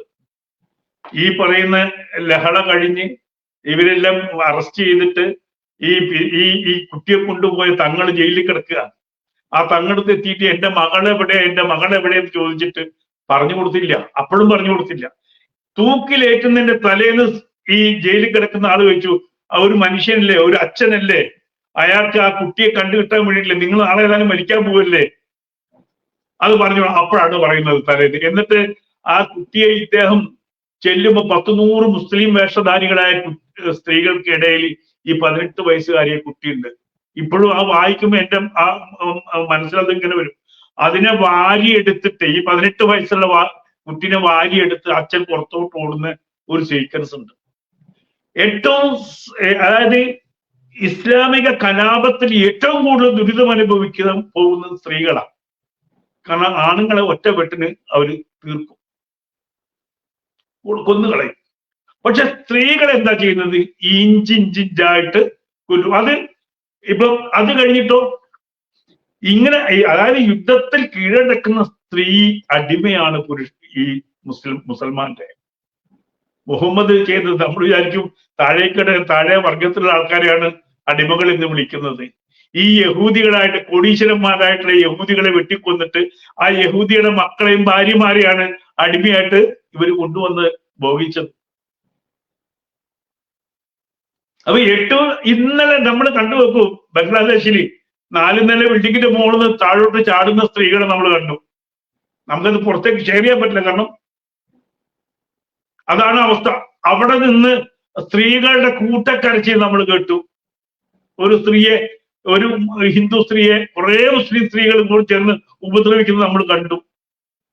അപ്പൊ ഇത് തന്നെ പിന്നെ നമ്മൾ ലണ്ടനിലെ കഴിഞ്ഞ ആഴ്ച നമുക്ക് അത്ഭുതം തോന്നുന്നതാണ്. ലണ്ടന്റെ തെരുവീതികൾ നാരേ തക്ബീർ അല്ലാഹു അക്ബർ, ലോകത്തെ മുഴുവൻ കീഴടക്കിയ ബ്രിട്ടൻ, ആ ബ്രിട്ടന്റെ വലിയ വീതിയുള്ള മറ്റേ റോഡുകളിലൂടെ ഫലസ്തീന്റെ ഫ്ലാഗും വെച്ച്, ബ്ലാക്ക് ഫ്ലാഗും വെച്ച് നാരേ തക്ബീർ അല്ലാഹു അക്ബർ എന്ന് പറഞ്ഞിട്ട് ഒഴുകി പോവുക ജനങ്ങള്. ഓസ്ട്രേലിയ അവരിപ്പോ എന്താ ചെയ്യേണ്ടതെന്ന് അവർക്കറിയില്ല. കാരണം നമ്മൾ പറഞ്ഞില്ലേ, എങ്ങനെയാണ് അവിടെ ഈ ഭൂരിപക്ഷം എത്തിയത്? പലായനം ചെയ്ത് ഒരു ഗതിയില്ല, പരഗതിയില്ല, ഞങ്ങൾക്ക് ആശ്രയം തരണം എന്ന് പറഞ്ഞ് ആശ്രയം കൊടുത്തവരാണ്. മലബാറിൽ നിന്ന് പ്രത്യേകത, മലബാറിന് ആശ്രയം കൊടുത്തതല്ലേ? മലബാറിൽ ആശ്രയം കൊടുത്തവരല്ലേ? പള്ളി, സ്വന്തം അമ്പലം പള്ളിയാക്കാൻ വേണ്ടി അനുവാദം കൊടുത്തവരല്ലേ? ആ സാമൂതിരിയുടെ അവസ്ഥ എന്ത് ചെയ്യുന്ന അവസാനം തീപ്പെട്ട് പോയി എന്നാ പറയുന്നത്. ചരിത്രം ആർക്കും അറിയില്ല എങ്ങനെയാണ് തീപ്പെട്ട് പോയത്. നാളെ നീ മുസൽമാൻ ആയിക്കോ, അല്ലെങ്കിൽ നിന്നെ ഞങ്ങൾ ഇല്ലാണ്ടാക്കുന്നു പറഞ്ഞപ്പോ ഒരു ഗതിയില്ലാതെ എല്ലാ മിത്രാദികളെ ഓടിച്ചു വിട്ടിട്ട് സ്വയം വെടിപ്പുരയ്ക്ക് തീ കൊടുത്ത് മരിക്കുക ചെയ്തത് സാമൂതിരി. എവിടെയെങ്കിലും രേഖപ്പെടുത്തിയിട്ടുണ്ടോ ഈ ചരിത്രം? ആരെങ്കിലും പറയാറുണ്ടോ ഈ ചരിത്രം? ഇന്ന് സാമൂതിരി രാജവംശത്തിന് എന്താണ് കോഴിക്കോടുള്ളത്? സ്വന്തമായിട്ട് വീടുണ്ടോ, കൊട്ടാരമുണ്ടോ? ഒന്നുമില്ലല്ലോ. പാകിസ്ഥാൻ ഉണ്ടാകുന്നതിന് മുന്നേ ഒരു ഇസ്ലാമിക് സ്റ്റേറ്റ് ഇന്ത്യയിൽ ഉണ്ടായിട്ടുണ്ടെങ്കിൽ അത് കേരളത്തിലാണ്. ഈ 21 അവരുണ്ടാക്കിയ മാപ്പിള രാജ്യം ഉണ്ടാക്കിയില്ലേ? ഇല്ല, അത് മലയാള രാജ്യം എന്നാ പറഞ്ഞു. അപ്പൊ ഈ ചരിത്രം നോക്കുകയാണെങ്കിൽ ശരിക്കും പറഞ്ഞാൽ ഒരു സങ്കടകരമായ അവസ്ഥ ഇസ്ലാമിൽ ഉണ്ടായിട്ടുണ്ട്. കാരണം ടിപ്പു സുൽത്താൻ വന്നു, കീഴടക്കി, ഇസ്ലാമിക രാജ്യമാക്കി, മലബാറിനെ മാറ്റി. ആ ഇസ്ലാമിക രാജ്യം പിന്നീട് ബ്രിട്ടീഷുകാർ വന്ന് വീണ്ടും ഹിന്ദുക്കളെ ഇങ്ങോട്ട് കൊണ്ടുവന്നു. കാരണം അന്ന് ഈ ഹിന്ദുക്കൾ ഓടിപ്പോയി, ടിപ്പുവിന്റെ കാലത്ത് ഓടിപ്പോയി ഒഴിഞ്ഞ തറവാടുകളിലൊക്കെ ആര് കയറിക്കൂടിയിരുന്നു? ഈ മുസ്ലിങ്ങളെ കയറിക്കൂടി. അവര് പ്രമുഖരായി മാറിയിരുന്നു. പിന്നീട് ബ്രിട്ടീഷുകാർ വന്നപ്പോൾ അവരെയൊക്കെ അടിച്ചോടിച്ച് രണ്ടാമത് ഹിന്ദുക്കൾ വന്നപ്പോൾ ഉണ്ടാകുന്ന ഒരു ക്രാഷ് അവിടെ ഉണ്ട്. അതായത് 1800 മുതൽ ഉണ്ടായ കലാപത്തിന്റെ ഒക്കെ പിന്നിടുന്ന കുറച്ചു കാലത്തേക്ക് തങ്ങൾ അനുഭവിച്ച സ്വാതന്ത്ര്യം കയ്യിൽ നിന്ന് നഷ്ടപ്പെട്ടു പോയപ്പോണ്ടാവുന്ന ഒരു വികാരം അന്ന്, ആ വികാരം അന്ന് മദ്രസകളിൽ കൃത്യമായിട്ട് പഠിപ്പിച്ചു. നമ്മള് ബ്രിട്ടീഷുകാരെ രേഖകളിൽ കൃത്യമായിട്ട് പറയുന്നുണ്ട്. ഇപ്പം വള്ളുവനാട്, ഏറനാട് ഭാഗത്ത് മദ്രസകൾ എങ്ങനെ നടന്നിരുന്നു, എങ്ങനെയാണ് ആയുധങ്ങൾ ശേഖരിച്ചത്, എങ്ങനെയാണ് വാർഡുകൾ ഉണ്ടാക്കിയത്. ഇത് ഈ 21 ചരിത്രത്തിന് മുമ്പ് തന്നെ അവർ രേഖപ്പെടുത്തി വെച്ചതാണ്. ടെലഗ്രാംസ് ആണ് ഇത്. അയച്ചിട്ട് ടെലഗ്രാംസിന്റെ ഇത് നമുക്ക് വായിക്കാൻ കിട്ടും. ഇത് പിന്നീട് ഉണ്ടാക്കിയതല്ല. നമുക്ക് സംഭവിച്ചതിൽ ഏറ്റവും വലിയ 21 ശേഷിപ്പുകൾ, യഥാർത്ഥ ശേഷിപ്പുകൾ കുറെ ഉണ്ടായിരുന്നു. അത് അവര് ഈ കോൺഗ്രസ് വിവിധ ഘട്ടങ്ങളിൽ 2 ഭരണകൂടവും വന്ന് അത് പതുക്കെ പതുക്കെയായിട്ട് ഓരോ തെളിവുകളും നശിപ്പിച്ച് പരിപൂർണമായി നശിപ്പിച്ചതിന് ശേഷമാണ് പിന്നീട് മാപ്പിള സ്വാതന്ത്ര്യ സമരമാക്കി മാറ്റുന്നത്. അതിനു മുമ്പുണ്ടായിരുന്ന ഏറ്റവും ഞാൻ അന്വേഷിച്ച് ചെന്നപ്പോ നമ്മുടെ കോഴിക്കോട് ഈ കമ്മീഷൻ ഓഫീസിന്റെ മുകളിലായിരുന്നു അന്നത്തെ മാപ്പിള ലഹളക്കാരുടെ വാർഡും ആയുധങ്ങളും സൂക്ഷിച്ചിരുന്നത്. ആ SI എന്നെ വിളിച്ചിരുന്നു. അവസാനം അവിടെ കിടന്ന് എന്ത് പുള്ളിക്ക് ഇത് അറിയില്ലായിരുന്നു ഇത് മാപ്പിള ലഹളയുടെ ആയുധങ്ങളാണെന്ന്. പുള്ളി അത് ആക്രിക്കെടുത്ത് തൂക്കിവിട്ടു. ലഹളക്കാരത്ത് പിടിച്ചെടുത്ത ഇതുകൾ നമ്മുടെ കമ്പ്യൂട്ടർ ഓഫീസിന്റെ മേലുണ്ടായിരുന്നു.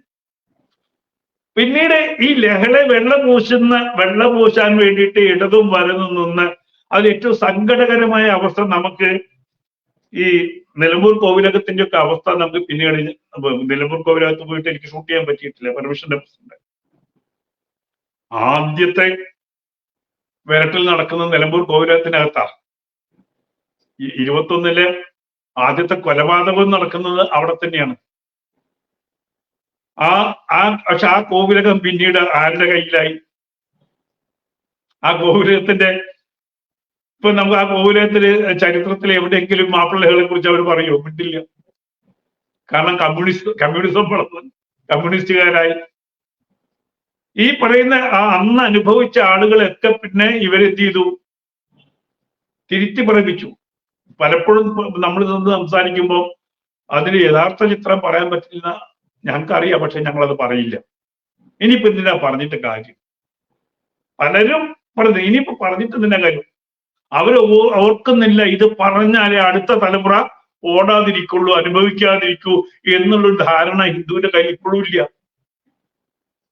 അറിഞ്ഞവരൊക്കെ മൂടി വെക്കുകയാണ്. നമ്മുടെ ഇവിടെ മുക്കത്ത് തന്നെ ഒരു സ്ത്രീ ഉണ്ടായിരുന്നു, അവര് അടുത്ത കാലത്ത് മരിച്ചത്. അന്ന് ഈ തല വെട്ടി ഈ വാളിന് മൂർച്ച കുറയും, ബ്ലഡ് ഉണങ്ങിയിട്ട് അത് ചുരണ്ടി വൃത്തിയാക്കി കൊടുത്തിരുന്ന സ്ത്രീ ഒരു നമ്പൂരി സ്ത്രീയായിരുന്നു. അവര് സുന്ദരിയായതുകൊണ്ട് അവരെ കൊല്ലാതെ കൂടെ കൊണ്ടു നടന്നവര്. ഇത് കഴിയുകയായിരുന്നു ആ സ്ത്രീയുടെ പണി. അപ്പൊ എനിക്ക് ഇപ്പൊ നമുക്കറിയില്ലായിരുന്നു, എന്റെ ഉമ്മയുടെ കൂടെ ഒരു സാറാമൊക്കെ ഉണ്ടായിരുന്നു. അപ്പൊ അവരിങ്ങനെ ചരിത്രം പറയും, മറ്റേ പട്ടാളം വന്നപ്പോ ഓടി ചരിത്രം. അപ്പൊ ഞാൻ വിചാരിക്കുന്നത് ഈ 47 ചരിത്രം പിന്നീടാണ് മനസ്സിലായത് മാപ്പിള ലഹളയാണ് ഈ സ്ത്രീ പറയുന്നത്. മാപ്പിള ലഹളയുടെ ചരിത്രമാണ് പറയുന്നത്. അത് വയനാട് വരെ ഇപ്പൊ നമ്മള് ഗാബാജി പറഞ്ഞാല് വള്ളുവനാട് എറണാകുളമല്ല, വൈത്തിരിയിൽ നടന്നിട്ടുണ്ട്, വടകര വരെ എത്തിയിട്ടുണ്ട്. അതിൽ ഈ കോഴിക്കോട് ചെറിയൊരു ഏരിയ മാത്രമേ ഇതില് നമ്മുടെ താമരശ്ശേരിയിൽ ഒരു കുടുംബം പകുതി ഹിന്ദുവായിട്ടും പകുതി മുസ്ലിമായിട്ടും മാറിപ്പോയിട്ടുണ്ട്. കാരണം വാര്യംകുന്നം വരുന്നു എന്ന് കേട്ടപ്പോ തലേന്നെ മതം മാറിയ ആൾക്കാരുണ്ട്.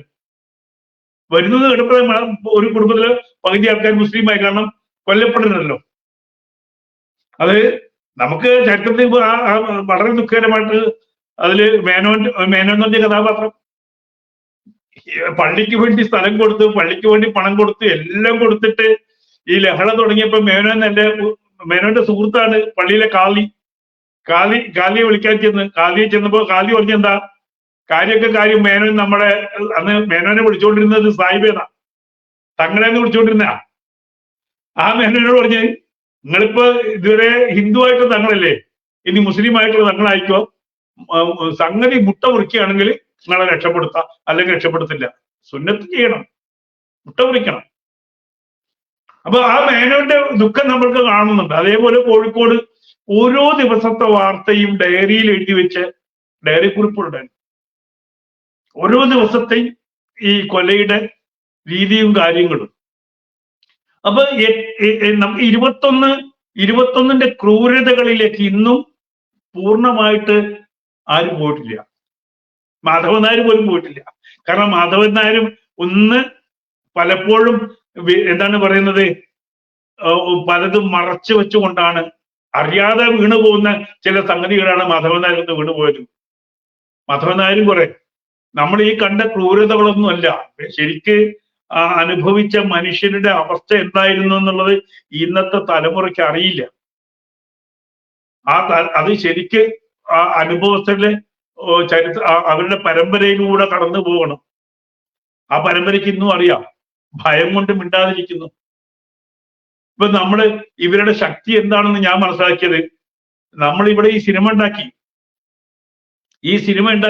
BJP ഭരിക്കുന്നു.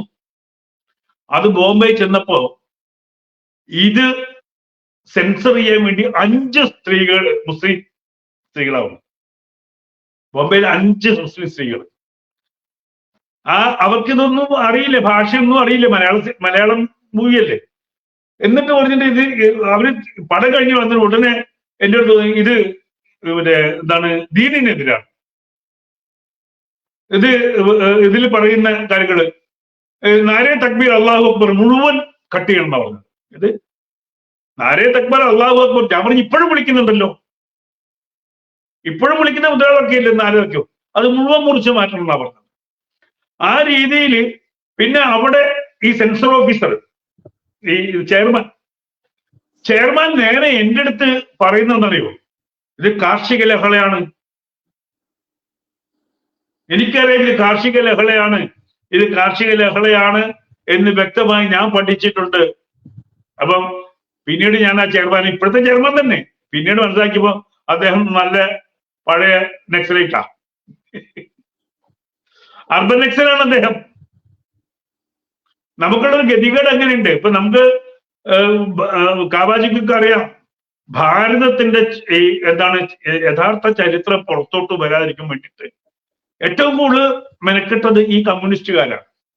ഇന്നും നമ്മളിപ്പോ 10 വർഷം മോദിജി കംപ്ലീറ്റ് ചെയ്തിട്ടും നമ്മുടെ സാംസ്കാരിക രംഗത്തോ മറ്റു രംഗത്തോ ഇന്നും ഗവൺമെന്റ് ഒന്നും ചെയ്യാൻ പറ്റിയിട്ടില്ല. ഇന്നും ഈ പറയുന്ന ആളുകളുടെ കയ്യിലാണ് നിലനിൽക്കുന്നത്. അപ്പൊ നമ്മൾ ഒരു ഡോക്യുമെന്റേഷൻ ചെയ്യുകയാണെങ്കിൽ, അല്ലെങ്കിൽ നമ്മൾ ചരിത്രം പറയുകയാണെങ്കിൽ, ആ ചരിത്രത്തെ ഇപ്പോഴും കിടക്കുന്നത് നമ്മുടെ സെൻട്രൽ സിലബസിൽ ഇത് കാർഷിക ലഹളയായിട്ടാണ്. കഴിഞ്ഞ വർഷവും ഇപ്പൊ മാറ്റിയത് എനിക്കറിയില്ല. കഴിഞ്ഞ വർഷവും 1921 8ാം ക്ലാസ്സിലെ കുട്ടികൾക്ക് കാർഷിക ലഹളയായിട്ടാണ് പ്രസന്റ് റയോട്ട് എന്ന് പറഞ്ഞിട്ടാണ് കിടക്കുന്നത്. എനിക്കൊരാൾ അയച്ചു തന്നു, നിങ്ങളൊക്കെ എന്തിനാണ് ഈ സിനിമ ചെയ്യുന്നത്? ഇപ്പോഴും അതാണ് ഈ ചരിത്രം പഠിക്കുന്ന കുട്ടികളെ പഠിക്കുന്നത്. പക്ഷെ ഒരു കാര്യം ഉണ്ടായി, 21 നമ്മൾ ആ സിനിമ ഉണ്ടാക്കിയപ്പോ ലോകം മുഴുവൻ ഇത് ചർച്ചയാവുകയും ഇതിന്റെ യഥാർത്ഥ വസ്തുത നിരന്തരം ചർച്ച ചെയ്യപ്പെടുകയും ചെയ്തു. എല്ലാ പുസ്തകങ്ങളും PDF ഫോർമാറ്റ് ജനങ്ങൾ ഇത് മുഴുവൻ സ്പ്രെഡ് ചെയ്യും. ഇന്നിപ്പോ വാര്യംകുന്നനെ കുറിച്ച് കേൾക്കാറുണ്ടോ റൈജു? അത് നിന്നുപോയി. നമുക്ക് ചെയ്യാൻ വാര്യംകുന്നന്റെ 2ാമത്തെ സ്മാരകം വരുന്നത് എന്റെ തറവാടിന്റെ അവിടുന്ന് 5.25 കിലോമീറ്ററാണ്. ഞാൻ ഒരു തവണ 6 കിലോമീറ്റർ എന്ന് ഞാൻ ഒരു വീഡിയോയിൽ പറഞ്ഞ സമയത്ത് അതിന്റെ അടിയിൽ ഒരു കമന്റ്, ഒരു ജിഹാദി വന്ന് പറഞ്ഞത്, ബൈജു 6 കിലോമീറ്റർ ഇല്ല 5.78 അങ്ങനെ ഒരു കണക്ക് പറഞ്ഞു തന്ന അവർക്ക് കൃത്യമായിട്ട് നമ്മുടെ വീട് അറിയാന്നുള്ളതാണ് വ്യക്താക്കുന്നത്. അയാളുടെ ഇവിടെ സജീവാണ് സർ, മലപ്പുറം ജില്ലയിൽ സജീവാണ്. അതെ, പക്ഷെ സജീവാണെങ്കിലും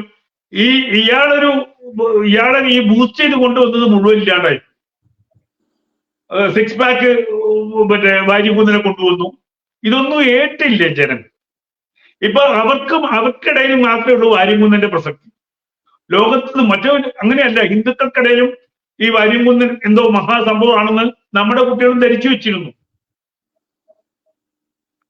പക്ഷെ സാറിന്റെ അതുപോലെ കാബാ സുരേന്ദ്രൻജിയുടെ, ജാമിദ ടീച്ചറുടെ, അങ്ങനെ ഒട്ടേറെ ആളുകൾ, ആരിഫ് ഹുസൈൻ, അങ്ങനെ ഒരുപാട് നിരയുണ്ട്. ഇവരുടെയൊക്കെ സംഭാവന ചെറുതല്ല സർ. അല്ല, ഇത് തന്നെ അതായത് ഇത് ഇത് വരുമ്പോ ഇത് മൊത്തത്തിൽ ചർച്ചയായി നമ്മുടെ ബ്രൈറ്റിന്റെ ലേഖനങ്ങള്, മനോജ് ബ്രൈറ്റിന്റെ ലേഖനങ്ങള്, പിന്നെ ജാമിദ ടീച്ചറൊന്നും പറയണ്ട, കാരണം ഇസ്ലാമിനെ ഇല്ലാണ്ടാക്കാൻ വേണ്ടി ഇറങ്ങിയ ജാഹിലിയ ടീമാണ്. അപ്പൊ അത് ഇപ്പൊ ഞാനിപ്പോ ഇപ്പോഴത്തെ ഒരു കാലഘട്ടത്തിൽ നമ്മളാരും ചെയ്യാണ്ട് ഇസ്ലാം തന്നെ ഇസ്ലാമിനെ ഇല്ലാണ്ടാക്കുന്നത് കണ്ടുകൊണ്ടിരിക്കുകയാണ്. ജാമിദ, ജബ്ബാർ, പിന്നെ ആരിഫ് ഹുസൈൻ, ലിയാഖത്ത് അലി, ഇങ്ങനെ മുസ്ലിം നാമധാരികൾ തന്നെ. ഞാൻ പിന്നെ രാമസുഖനായതുകൊണ്ട് കുറച്ചൊരു ഇളവെനിക്കിട്ട്.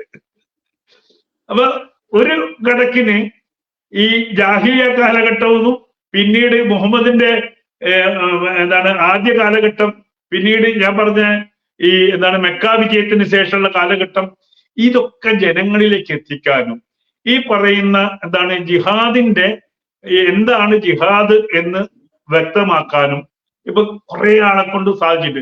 ഇപ്പൊ കാബയ്ക്കൊന്നും അങ്ങനെ പറയാൻ പറ്റില്ല. കാബയ്ക്കൊന്നും ഒരു മുഹമ്മദ് നിന്നും നാമം എടുത്ത് പറയാൻ പറ്റില്ല. എനിക്ക് പറയാൻ പറ്റും, ജാമിദ ടീച്ചർക്ക് പറയാൻ പറ്റും. ഞങ്ങള് അന്ന് വന്ന മറ്റൊന്ന് നേരെ വിരോധമായി, ഒരു മതവിദ്വേഷമായി, മതത്തെ ചോദ്യം ചെയ്തതായി. ഇപ്പൊ ഞാൻ അനുഭവിച്ചു വന്ന റൂട്ടിൽ എനിക്ക് പറയാൻ പറ്റും, ജാമിദ ടീച്ചർക്ക് പറയാൻ പറ്റും. അവർ എക്സ് മുസ്ലിമോ അതല്ലെങ്കിൽ ഇപ്പൊ നിരീശ്വരവാദി എന്ന് നിലയിൽ പറയാൻ പറ്റും. പക്ഷെ കാബാജിക്കോ ഒരു സംഘപ്രസ്ഥാനത്തിനോ അതല്ലെങ്കിൽ BJP പ്രസ്ഥാനത്തിനോ അങ്ങനെ പറയാൻ പറ്റില്ല. പരിമിതികളുണ്ട്. ആ പരിമിതികൾക്ക് ഉള്ളിൽ നിന്നിട്ടേ ഒരു ഹിന്ദുവിന് പറയാൻ പറ്റൂ.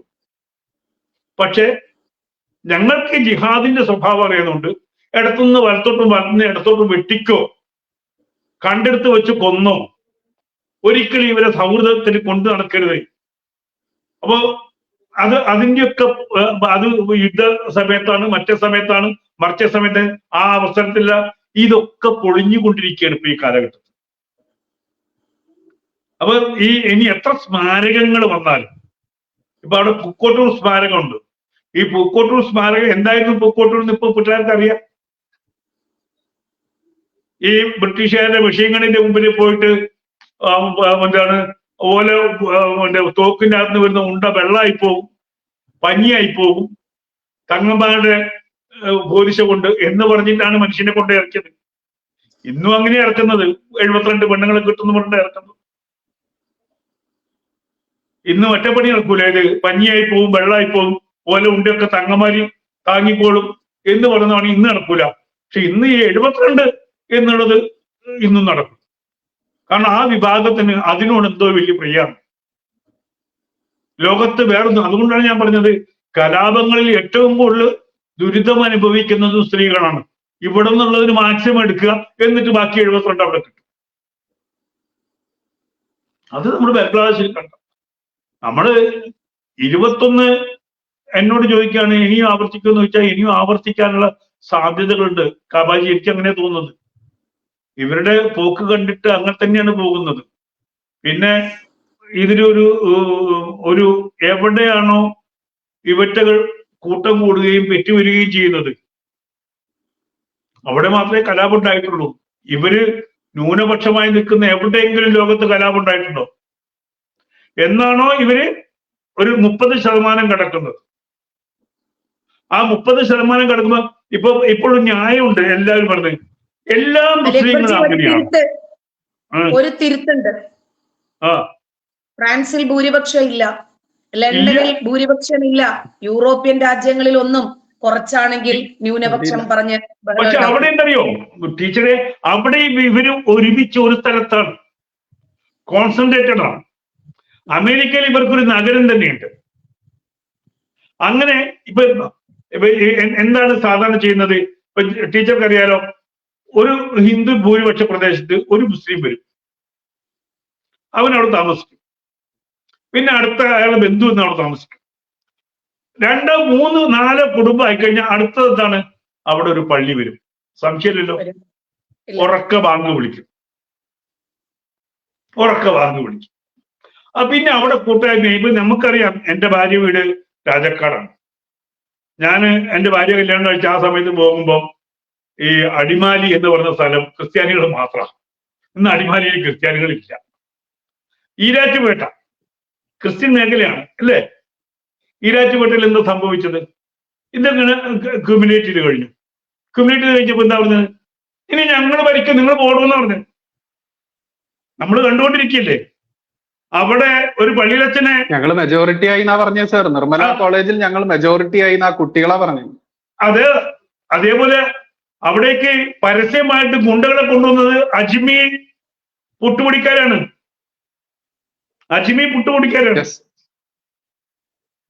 അജ്മി വളർത്തുന്നത് എങ്ങനെയെന്നുള്ള എല്ലാവർക്കും അറിയുന്ന കാര്യമാണ്. ഇപ്പൊ ഇവിടെ നമ്മുടെ നാട്ടിലൊന്നും വേറെ പുട്ടുപൊടി കിട്ടൂല, ഇവിടെയും കിട്ടൂല, കോഴിക്കോടും കിട്ടൂല. കാരണം ഇവിടെ അപ്പൊ ഞാൻ സ്ഥിരമായി എന്റെ തൊട്ടടുത്തൊരു കടയിൽ ഞാൻ വാങ്ങി കൊടുക്കുന്നത്. അപ്പൊ ഞങ്ങള് ആ പുട്ടുപൊടി ഇല്ല കേട്ടോ. എന്തേ? അത് ഇവിടെ കൊണ്ടുവച്ച് ചെലവാകുന്നില്ല എന്ന്. എല്ലാരും മറ്റേതാ കൊണ്ടുവന്ന്, ഭൂരിപക്ഷം അവരാണ്. അപ്പൊ നമ്മളെ പുട്ടുപൊടി പോയി. കോഴിക്കോട് നിങ്ങളുടെയൊക്കെ തലയിൽ 1000 ഏക്കറിൽ വരുന്നുണ്ടല്ലോ ഒരു വലിയൊരു സാമ്രാജ്യം. എന്താണ് സാർ അതിനെ കുറിച്ചുകൂടെ പറഞ്ഞിട്ട് നമുക്ക് നമ്മൾ പറയുന്നത് 1000 ഏക്കറിൽ വരുന്ന നോളജ് സിറ്റി. ആ നോളജ് സിറ്റി എല്ലാ നിയമങ്ങളും കാറ്റിൽ പറത്തിക്കൊണ്ട് സർക്കാരിന്റെ ഭൂമി ആരും ചോദിക്കാനില്ല. അത് ഒരു സംഘപ്രവർത്തനാണ്. അതിന്റെ കേസിൽ ഇതിലൊക്കെ പോയി അവസാനം അദ്ദേഹം ഇവിടെ വന്ന് കരയുന്ന കണ്ടു. ഒരാളും കൂടെ നിന്നില്ല. നമുക്കുള്ളൊരു ഭയം അതാണ്. കാരണം ഇതിന്റെ കൂടെ ഭരണകൂടവും നിലനിൽക്കുന്നു. ഇപ്പൊ പശ്ചിമ ബംഗാളിൽ സംഭവിക്കുന്നതാണ്. ദീദി അവർക്കൊപ്പമാണ്, പോലീസ് അവർക്കൊപ്പമാണ്. ഈ കലാപത്തിന് ഭരണകൂടവും കൂടി ഒത്തുചേരുമ്പോണ്ടാവുന്ന വിപത്ത് എന്തായിരിക്കും? ഒരു ദിവസം കണ്ണടച്ചിരുന്നാൽ മതി. അതല്ലേ പറഞ്ഞത്. നീ ഇന്ത്യയിലെ പോലീസും പട്ടാളവും 1 മണിക്കൂർ കണ്ണടച്ചിരുന്നാൽ തീർക്കാവുന്നതേ ഉള്ളൂ ഞങ്ങളുടെ പ്രശ്നം. അത് നമ്മൾ ലാസ്റ്റ് കണ്ടത് ബംഗ്ലാദേശിലാണ്. അപ്പൊ ആ ബംഗ്ലാദേശിലെ ഇന്ന് അനുഭവിക്കുന്ന ഹൈന്ദവന്റെ അവസ്ഥ ആണ് ശരിക്കും 21 ഈ മലബാറിൽ ഹൈന്ദവൻ അനുഭവിച്ചത്. ആ ചിത്രങ്ങൾ എനിക്ക് സത്യം എന്റെ കണ്ണിന്ന് പോകുന്നില്ല. ആ 2 ഡെഡ് ബോഡീസ് ഇങ്ങനെ തൂങ്ങി ആടുന്നത്. അന്ന് ഇവിടെ നിന്ന് മുക്കം വരെയുള്ള, അന്ന് ഈ ട്രാക്ക് ഇത് പോകുന്ന വഴിയാണ്, കാളവണ്ടി പോകുന്ന വഴിയാണ്. അതിൽ പോലീസുകാർ രേഖപ്പെടുത്തിയിട്ടുണ്ട്, കാളവണ്ടി പോകുന്ന വഴിക്ക് ഇങ്ങനെ മൃതശരീരങ്ങൾ തൂങ്ങി ആടിക്കൊണ്ടിരിക്കുകയായിരുന്നു. ചിലത് ജീവനുണ്ടായിരുന്നു എന്ന് പറഞ്ഞു. ഒരേ ചിത്രമാണ്. നമ്മള് 6-ാം നൂറ്റാണ്ട് മുതൽ ഈ പറയുന്ന ലാസ്റ്റ് നമ്മൾ കഴിഞ്ഞ ആഴ്ച വരെ കണ്ട ചിത്രങ്ങൾക്ക് ഒരേ രൂപവും ഒരേ ഭാവവുമാണ്. അതുകൊണ്ട് 21 എന്നുള്ളത് ഒരു താൽക്കാലിക പ്രതിഭാസമല്ല, തുടർന്നു കൊണ്ടേയിരിക്കുന്ന പ്രതിഭാസമാണ്. ഓക്കെ ടീച്ചർ, എങ്ങനെയാണ് ടീച്ചർ ഈ ഒരു വിഷയത്തെ, ഇന്ന് ഓഗസ്റ്റ് 20 ഇന്ന് ഞാനിതോടെ ഇന്ന് കലാപം തുടങ്ങിയ ദിവസം എന്ന് പറഞ്ഞപ്പോ രാമസിംഹൻജി പറഞ്ഞത് ഇന്ന് തുടങ്ങിയതല്ല, 6-ാം നൂറ്റാണ്ട് മുതൽ ഇത് തന്നെയാണ് നടന്നുകൊണ്ടിരിക്കുന്നത് എന്ന് കൂട്ടിച്ചേർത്തു. അത് തന്നെയാണ് കൺക്ലൂഷനിലും അദ്ദേഹം പറഞ്ഞിട്ടുള്ളത്. എങ്ങനെയാണ് ഇന്നത്തെ ഒരു ദിവസം, എങ്ങനെയാണ് ആ ഒരു മൃഗീയ കലാപം, 6-ാം നൂറ്റാണ്ട് മുതൽ നടന്നുകൊണ്ടിരിക്കുന്ന കലാപം എല്ലാത്തിനെയും ഉൾക്കൊള്ളിച്ചുകൊണ്ട് ടീച്ചറുടെ ഒരു വീക്ഷണം കൂടി എങ്ങനെയാണ് വരുന്നത്? തുർക്കിയിലെ അബ്ദുൽ മജീദ് എന്ന് പറയുന്ന ഭരണാധികാരിയെ സ്ഥാനഭ്രഷ്ടനാക്കി ബ്രിട്ടീഷുകാര്. അതിൽ തുടങ്ങിയതാണ് ഈ ഒരു പ്രക്ഷോഭം. ഇപ്പം നിർമ്മല കോളേജ് ഞങ്ങൾക്ക് പിൻഭാഗം പൊക്കാൻ ഒരിടം, ഇത് തുടക്കമാണ്. നമ്മുടെ രാമസിംഹൻജി പറഞ്ഞതുപോലെ ഇതൊരു തുടക്കം. ആദ്യം നമസ്കരിക്കാൻ ഒരു കുഞ്ഞു സ്ഥലം വേണം. അത് കഴിഞ്ഞാൽ പിന്നീട് ഞങ്ങൾക്ക് ആദ്യം ഒരു ബെഞ്ച് മാറ്റിയാൽ മതി, പിന്നെ 2 ബെഞ്ച്, പിന്നെ 4 ബെഞ്ചും 4 ഡെസ്കും, പിന്നീട് ആ റൂം തന്നെ ഞങ്ങൾക്ക് വേണം, പിന്നീട് ആ റൂമിന് ഞങ്ങൾ ഒരു പേര് നൽകും, പിന്നീട് അവിടെ ബാങ്ക് വിളി വരും. പിന്നെ നമ്മുടെ ഇന്നസെന്റ് പറഞ്ഞതുപോലെ പുറത്തുനിന്ന് ആളുകൾ അവിടെ വന്ന് നമസ്കരിക്കാൻ തുടങ്ങും, ജുമുഅ ഖുതുബകൾ തുടങ്ങും, ക്ലാസ്സുകൾ തുടങ്ങും, ഇതൊക്കെ തുടങ്ങും.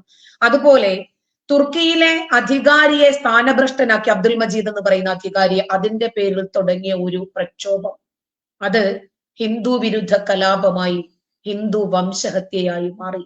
ഇത് രാമസിംഹൻജി പറഞ്ഞതുപോലെ ഇത് 103 വർഷമാണ് ഇന്ന് മലബാർ കലാപത്തിനാകുന്നത്. ഇത് അന്ന് തുടങ്ങിയതല്ല. ഇത് ഇവരേത് കാലഘട്ടം മുതൽ ഉണ്ടോ ആ കാലഘട്ടം മുതൽ തുടങ്ങിയതാണ്. ഇവരുടെ അസഹിഷ്ണുത ഇവരുടെ രക്തത്തിൽ അലിഞ്ഞു ചേർന്ന സ്വഭാവമാണ്. പ്രവാചകനെ സംബന്ധിച്ചൊരു 102 വയസ്സുള്ള ഒരു മനുഷ്യൻ, വളരെ വൃദ്ധനാണ്, കവിതകൾ എഴുതുമായിരുന്നു.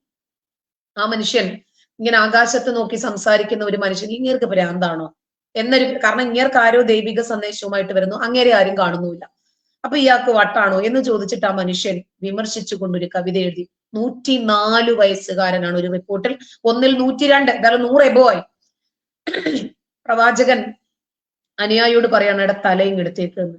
കൃത്യം തല വെട്ടിയെടുത്ത് നബിയുടെ മുമ്പിൽ കൊണ്ടുവന്ന് വെച്ചു. ഒരു അസ്മാ ബിൻതു മർവാൻ എന്ന് പറയുന്ന ഒരു സ്ത്രീ, അവർക്ക് 4 മക്കള്, 4ാമത്തെ കുഞ്ഞ്, ഭർത്താവില്ല, 4ാമത്തെ കുഞ്ഞ് പാല് കുടിച്ചുകൊണ്ടിരിക്കണം, അയാളും യുദ്ധത്തിൽ കൊല്ലപ്പെട്ടതാണ്. അപ്പോ ആ പെണ്ണും ഇതുപോലെ പ്രവാചകനെ വിമർശിച്ചുകൊണ്ട് ഒരു വരി, ഇവരുടെ അസഹിഷ്ണുതയെ കുറിച്ചിട്ടാണ് ഞാൻ പറയുന്നത്, ഒരു വരി എഴുതി. അന്ന് എഴുതാൻ പറ്റുക എന്ന് പറഞ്ഞാൽ തന്നെ ഒരു വലിയ കാര്യമാണ് ആ 6-ാം നൂറ്റാണ്ടില്. അപ്പോ പ്രവാചകൻ ഉടനെ പ്രവാചകന്റെ അനുചരനെ നോക്കുകയാണ്, കാരണം അവരുടെ തല വേണം. ഇയാള് പ്രവാചകന്റെ കൽപ്പന കിട്ടിയ ഉടനെ തന്നെ ആ സ്ത്രീയുടെ വീട്ടിലേക്ക് പോകുന്നു. വീട് എന്ന് പറഞ്ഞാലൊന്നും ഇല്ലല്ലോ, ഒരു ടെന്റല്ലേ. ഇവരിങ്ങനെ വകഞ്ഞു മാറ്റി വാതില് അകത്തേക്ക് കയറുന്നു. അപ്പൊ 3 കുഞ്ഞുങ്ങള് അടുത്ത് കിടന്ന് ഉറങ്ങുന്നുണ്ട്. 4ാമത്തെ കുഞ്ഞ് ഇവരുടെ പാല് കുടിച്ചുകൊണ്ട് കിടക്കുന്നുണ്ട്. ആ കുഞ്ഞിനെ ആദ്യം വലിച്ചു മാറ്റുന്നു. എന്നിട്ട് ഈ കഠാരെ അവരുടെ നെഞ്ചിലേക്ക് ആഴത്തിൽ ഇറക്കുന്നു. ഒരു തവണയല്ല. അവര് മരിച്ചു എന്ന് ഉറപ്പാക്കിയിട്ട് ഓടി ആ ഇറ്റിറ്റു വീഴുന്ന ചോരത്തുള്ളികളുമായി കഠാരയുമായിട്ട് പ്രവാചകന്റെ അടുത്തേക്ക് വരുന്നു.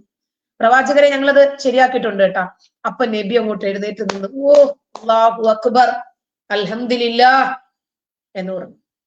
എന്നിട്ട് അനുചരന്മാരെ ഒക്കെ വിളിച്ചിട്ട്, അങ്ങോട്ട് വന്ന എല്ലാരും വായോ, എടാ നാളെ സ്വർഗത്തിലേക്ക് ആദ്യം കയറി പോകുന്നത് ആരാണെന്ന് നിനക്കറിയാമോ? അള്ളാഹും അവന്റെ റസൂലും തൃപ്തിപ്പെട്ട ഒരുത്തനെ ഞാൻ നിനക്ക് കാണിച്ചു തരട്ടെ, ഇവനാണ്. അയാളുടെ അനുയായികൾ ഇങ്ങനെയല്ലാതെ പിന്നെ എങ്ങനെയാകണം? ഇങ്ങനെയല്ലേ ആകാൻ പറ്റും. ഇപ്പൊ നമുക്കറിയാം എന്തുകൊണ്ടാണ് നമുക്ക് ഈ വിഷയം ഇവിടെ സംസാരിക്കേണ്ടി വരുന്നത് പോലും നമ്മളും ഭയപ്പെടുന്നു. ബംഗ്ലാദേശിന്റേതിന് സമാനമായ ഒരു സാഹചര്യം നമ്മുടെ നാട്ടിൽ ഉണ്ടാകും. 1947 നമ്മൾ പഠിച്ചില്ല. 91 കാശ്മീരി പണ്ഡിറ്റുകളുടെ വിഷയത്തിൽ നമ്മൾ പഠിച്ചില്ല. കാരണം നമ്മുടെ തത്വമുണ്ട് നമുക്ക്, ലോക സമസ്ത സുഖിനോ ഭവന്തു. ഇതാണ് ഭാരതം മുന്നോട്ട് വെക്കുന്ന ഒരു സംസ്കാരം. ഈ ഭൂമിയിലെ സകല ജീവജാലങ്ങളും സുഖത്തോടെ ഇരിക്കണം. പക്ഷേ മുസ്ലിങ്ങളെ സംബന്ധിച്ചിടത്തോളം നമുക്ക് മാത്രം സമാധാനം, നമുക്ക് മാത്രം സ്വസ്ഥത, അവർക്ക് മാത്രം സ്വസ്ഥതയുണ്ട്. അവര് മാത്രമുള്ളിടത്ത് പരസ്പരം തമ്മിൽ തല്ലി ചത്തുകൊണ്ടിരിക്കുക. അപ്പൊ ഏത് രാജ്യത്തും സ്ഥിരതയുള്ള ഒരു ഭരണവും ജനക്ഷേമം ലഭ്യമാക്കിയുള്ള പ്രവർത്തിക്കുന്ന സർക്കാരും ഇത് ഭാരതത്തിന്റെ മാത്രം താല്പര്യമാണ്. ഒരു രാജ്യത്തെയും അസ്ഥിരപ്പെടുത്താൻ ഈ രാജ്യം മുന്നോട്ട് വരില്ല. ആരുടെയെങ്കിലും അഖണ്ഡതയെയോ അവരുടെ ഭരണ തത്വത്തെയോ അതല്ലെങ്കിൽ അവരുടെ അധികാരത്തെയോ ചോദ്യം ചെയ്യാൻ ഭാരതം പോകില്ല. ദൗർഭാഗ്യം എന്ന് പറയട്ടെ, പല കാരണങ്ങൾ കൊണ്ടും നമ്മുടെ അയൽ രാജ്യങ്ങൾ നമ്മുടെ രാജ്യത്തിന്റെ വളർച്ചയിൽ അസ്വസ്ഥരാണ്. ദക്ഷിണേന്ത്യയിൽ പ്രത്യേകിച്ച് ഇന്ത്യൻ ഉപഭൂഖണ്ഡത്തിൽ മുഴുവനും കാര്യങ്ങൾ അത്ര നല്ല നിലയ്ക്കല്ല പോകുന്നത്. വിവിധ രാജ്യങ്ങളിലെ വ്യത്യസ്തമായ സംഭവങ്ങൾ നമ്മളെ പഠിപ്പിക്കുക. മ്യാൻമാറിലെ ആഭ്യന്തര കലാപം, നേപ്പാളിലെ സർക്കാരിനെതിരായിട്ടുള്ള അവിശ്വാസ പ്രമേയം, ശ്രീലങ്കയിൽ നടന്ന കലാപം, അട്ടിമറി, പാകിസ്ഥാനിലെ സൈനിക ആസ്ഥാനം പോലും ജനങ്ങൾ ആക്രമിക്കുന്നു, അഫ്ഗാനിസ്ഥാനിലെ താലിബാനികളുടെ ഭരണം, തെരഞ്ഞെടുക്കപ്പെട്ട ഒരു പ്രധാനമന്ത്രിക്ക് ഏറ്റവും ഒടുവിലായി സ്ഥാനം രാജിവെച്ച് ഒരു കള്ളപ്പുള്ളിയെ പോലെ ആ രാജ്യത്തു നിന്നും ഒളിച്ചോടേണ്ടി വന്ന സാഹചര്യം. ഇതൊക്കെ നടക്കുമ്പോൾ 140 കോടി ജനങ്ങൾ ഉള്ള വ്യത്യസ്ത ഭാഷ, സംസ്കാരം, അവാന്തരമായ മതവിഭാഗങ്ങൾ, മതമില്ലാത്തവർ, വ്യത്യസ്തമായ ആശയങ്ങൾ ഉള്ള നമ്മുടെ ഭാരതം നരേന്ദ്രമോദി എന്ന ജനപ്രിയ നേതാവിന് കീഴിൽ ശാന്തമായി, സ്വസ്ഥതയോടെ, സുസ്ഥിരമായി വികസനത്തിന്റെ പാതയിൽ മുമ്പോട്ട് പോകുന്നു. രൂപീകരിക്കപ്പെട്ട് 78 വർഷം തികയുമ്പോഴും ഈ രാജ്യത്തിന്റെ നിലനിൽപ്പിന് വെല്ലുവിളിയാകുന്ന ആഭ്യന്തര കലാപങ്ങൾ ഇല്ലാതിരിക്കുന്നത് ഇവിടുത്തെ ഭൂരിപക്ഷ സമൂഹം, ഇവിടുത്തെ ഭൂരിപക്ഷ സമുദായം സഹിഷ്ണുതയുള്ളവരായതുകൊണ്ടാണ്. എല്ലാ തരത്തിലുള്ള കൾച്ചറിനെയും ഉൾക്കൊള്ളാൻ പറ്റുന്ന രൂപത്തിലുള്ള പ്രത്യയശാസ്ത്രത്തിൽ വിശ്വസിക്കുന്നവരായതുകൊണ്ടാണ്. അതുകൊണ്ട് നമുക്ക് അഭിമാനിക്കാം. പക്ഷേ ഇത് ഉറക്കെ പറയുമ്പോഴും അസ്വസ്ഥമായ അയൽവാസികളുടെ സംഭവത്തെ സംബന്ധിച്ച് നമുക്ക് ഇവിടെ അനുസ്മരിക്കേണ്ടി വരുവാണ്. അവിടെ ബംഗ്ലാദേശില് മനുഷ്യനെ ക്രൂരമായി കൊന്നിട്ട് പാതി ജീവനോടെയും അരജീവനോടെയും മുക്കാൽ ജീവനോടെയും ഞാണിന്മേലിട്ട് വലിക്കുന്നു. അപ്പോഴും പാന്റിന്റെ സിബ് തുറന്ന് ലിംഗമെടുത്ത് പുറത്തിട്ട് ദാ ഇവൻ കാഫിറാണ് കേട്ടോ എന്ന് കാണിക്കാൻ മടിക്കുന്നില്ല. അത്രമാത്രം ക്രൂരമായ ഒരു മനസ്സാണ് ഇവർക്ക്. നമ്മൾ വിചാരിക്കരുത് നമ്മുടെ തോളിൽ കൈയിട്ട് നടക്കുന്ന എല്ലാ മുസ്ലിങ്ങളും അയ്യോ പത്തരമാറ്റ് തനി തങ്കമാണ്. അവസരങ്ങളുടെ അഭാവം മാത്രമാണ്. ഓരോ മുസ്ലിമിന്റെ ഉള്ളിലും ഒരു ഭീകരൻ ഒളിച്ചു കിടപ്പുണ്ട്. സന്ദർഭോചിതമായി അവനവന്റെ തനി നിറം കാണിക്കും, അവനത് പുറത്തെടുക്കും.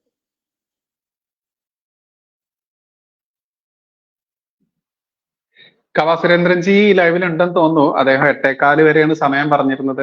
കവാജി ലൈവിലുണ്ടോ? കവാജി കേൾക്കുന്നുണ്ടോ? കവാജി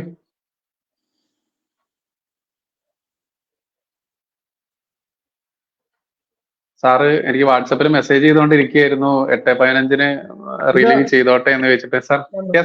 സാർ ഓക്കെ സാറ് പറഞ്ഞിടത്തുനിന്ന് തന്നെ നിർത്തിയിട്ട് സാറ് സെക്കൻഡ് സെഷൻ അത് പെട്ടെന്ന് സാറ് കൺക്ലൂഡ് ചെയ്തിട്ട് സാർ ലീവ് ചെയ്തോളൂ.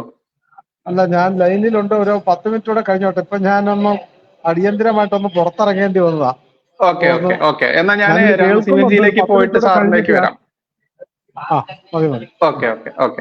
ഓക്കെ രാമസിംഹൻജി, ഇനി എന്താണ് അങ്ങേക്ക് കുറച്ചുകൂടി കൂട്ടിച്ചേർക്കാനുള്ളത്? ഒരു 10 മിനിറ്റ് കൊണ്ട് സാറ് വരുന്നത് വരെ.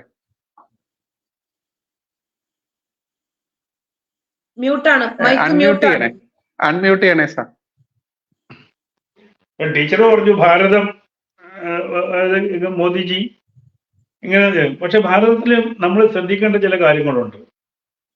ഈ ഇസ്ലാമിക വിദ്യാഭ്യാസ കാര്യത്തിൽ നമ്മൾ ഇടപെട്ടിട്ടില്ലെങ്കിൽ, ഭാരതം ഇടപെട്ടിട്ടില്ലെങ്കിൽ ഇത് അപകടകരമായിട്ട് മാറും. കാരണം നമ്മുടെ ഭരണഘടന ഒരു ചില സ്വാതന്ത്ര്യം നമുക്ക് തരുന്നുണ്ട്. ആ ഭരണഘടനയിൽ തന്നെ ആ സ്വാതന്ത്ര്യം തരുമ്പോൾ തന്നെ ഭരണഘടന ചില കാര്യങ്ങൾ ചെയ്യാൻ പാടില്ലാത്ത എന്ന് പറയുന്നുണ്ട്. അതിൽ പരസ്പര വിദ്വേഷം ഉണ്ടാക്കുന്ന കാര്യങ്ങൾ പറയാൻ പാടില്ല ഇന്ത്യയിൽ.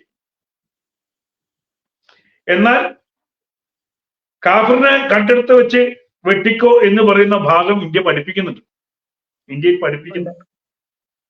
അപ്പം നമുക്ക് ഒരു രാജ്യത്തിന്, അതിപ്പോ ഈ ഇന്ത്യ മാത്രമല്ല, എല്ലാവരും ശ്രദ്ധിക്കേണ്ട കാര്യമാണ്. ആ രാജ്യത്തെ പൗരന്മാർ എന്തു പഠിക്കുന്നു എന്ന് അറിയാനുള്ള അവകാശം ഭരണകൂടത്തിനുണ്ട്. അത് നിയന്ത്രിക്കേണ്ട ബാധ്യതയും ഭരണകൂടത്തിനുണ്ട്. ആ ബാധ്യത നിറവേറ്റിയിട്ടില്ലെങ്കിൽ അതേപോലെ തന്നെ നമ്മുടെ പാഠഭാഗങ്ങൾ, ആ പാഠഭാഗങ്ങളിൽ എന്ത് ഉൾക്കൊള്ളണം? ഇത് നമ്മുടെ പാഠഭാഗങ്ങളിൽ ചരിത്രത്തിന് ഇപ്പൊ 1921 മലബാർ മാപ്പിള ലഹള എന്ന് തന്നെ പഠിപ്പിക്കണം.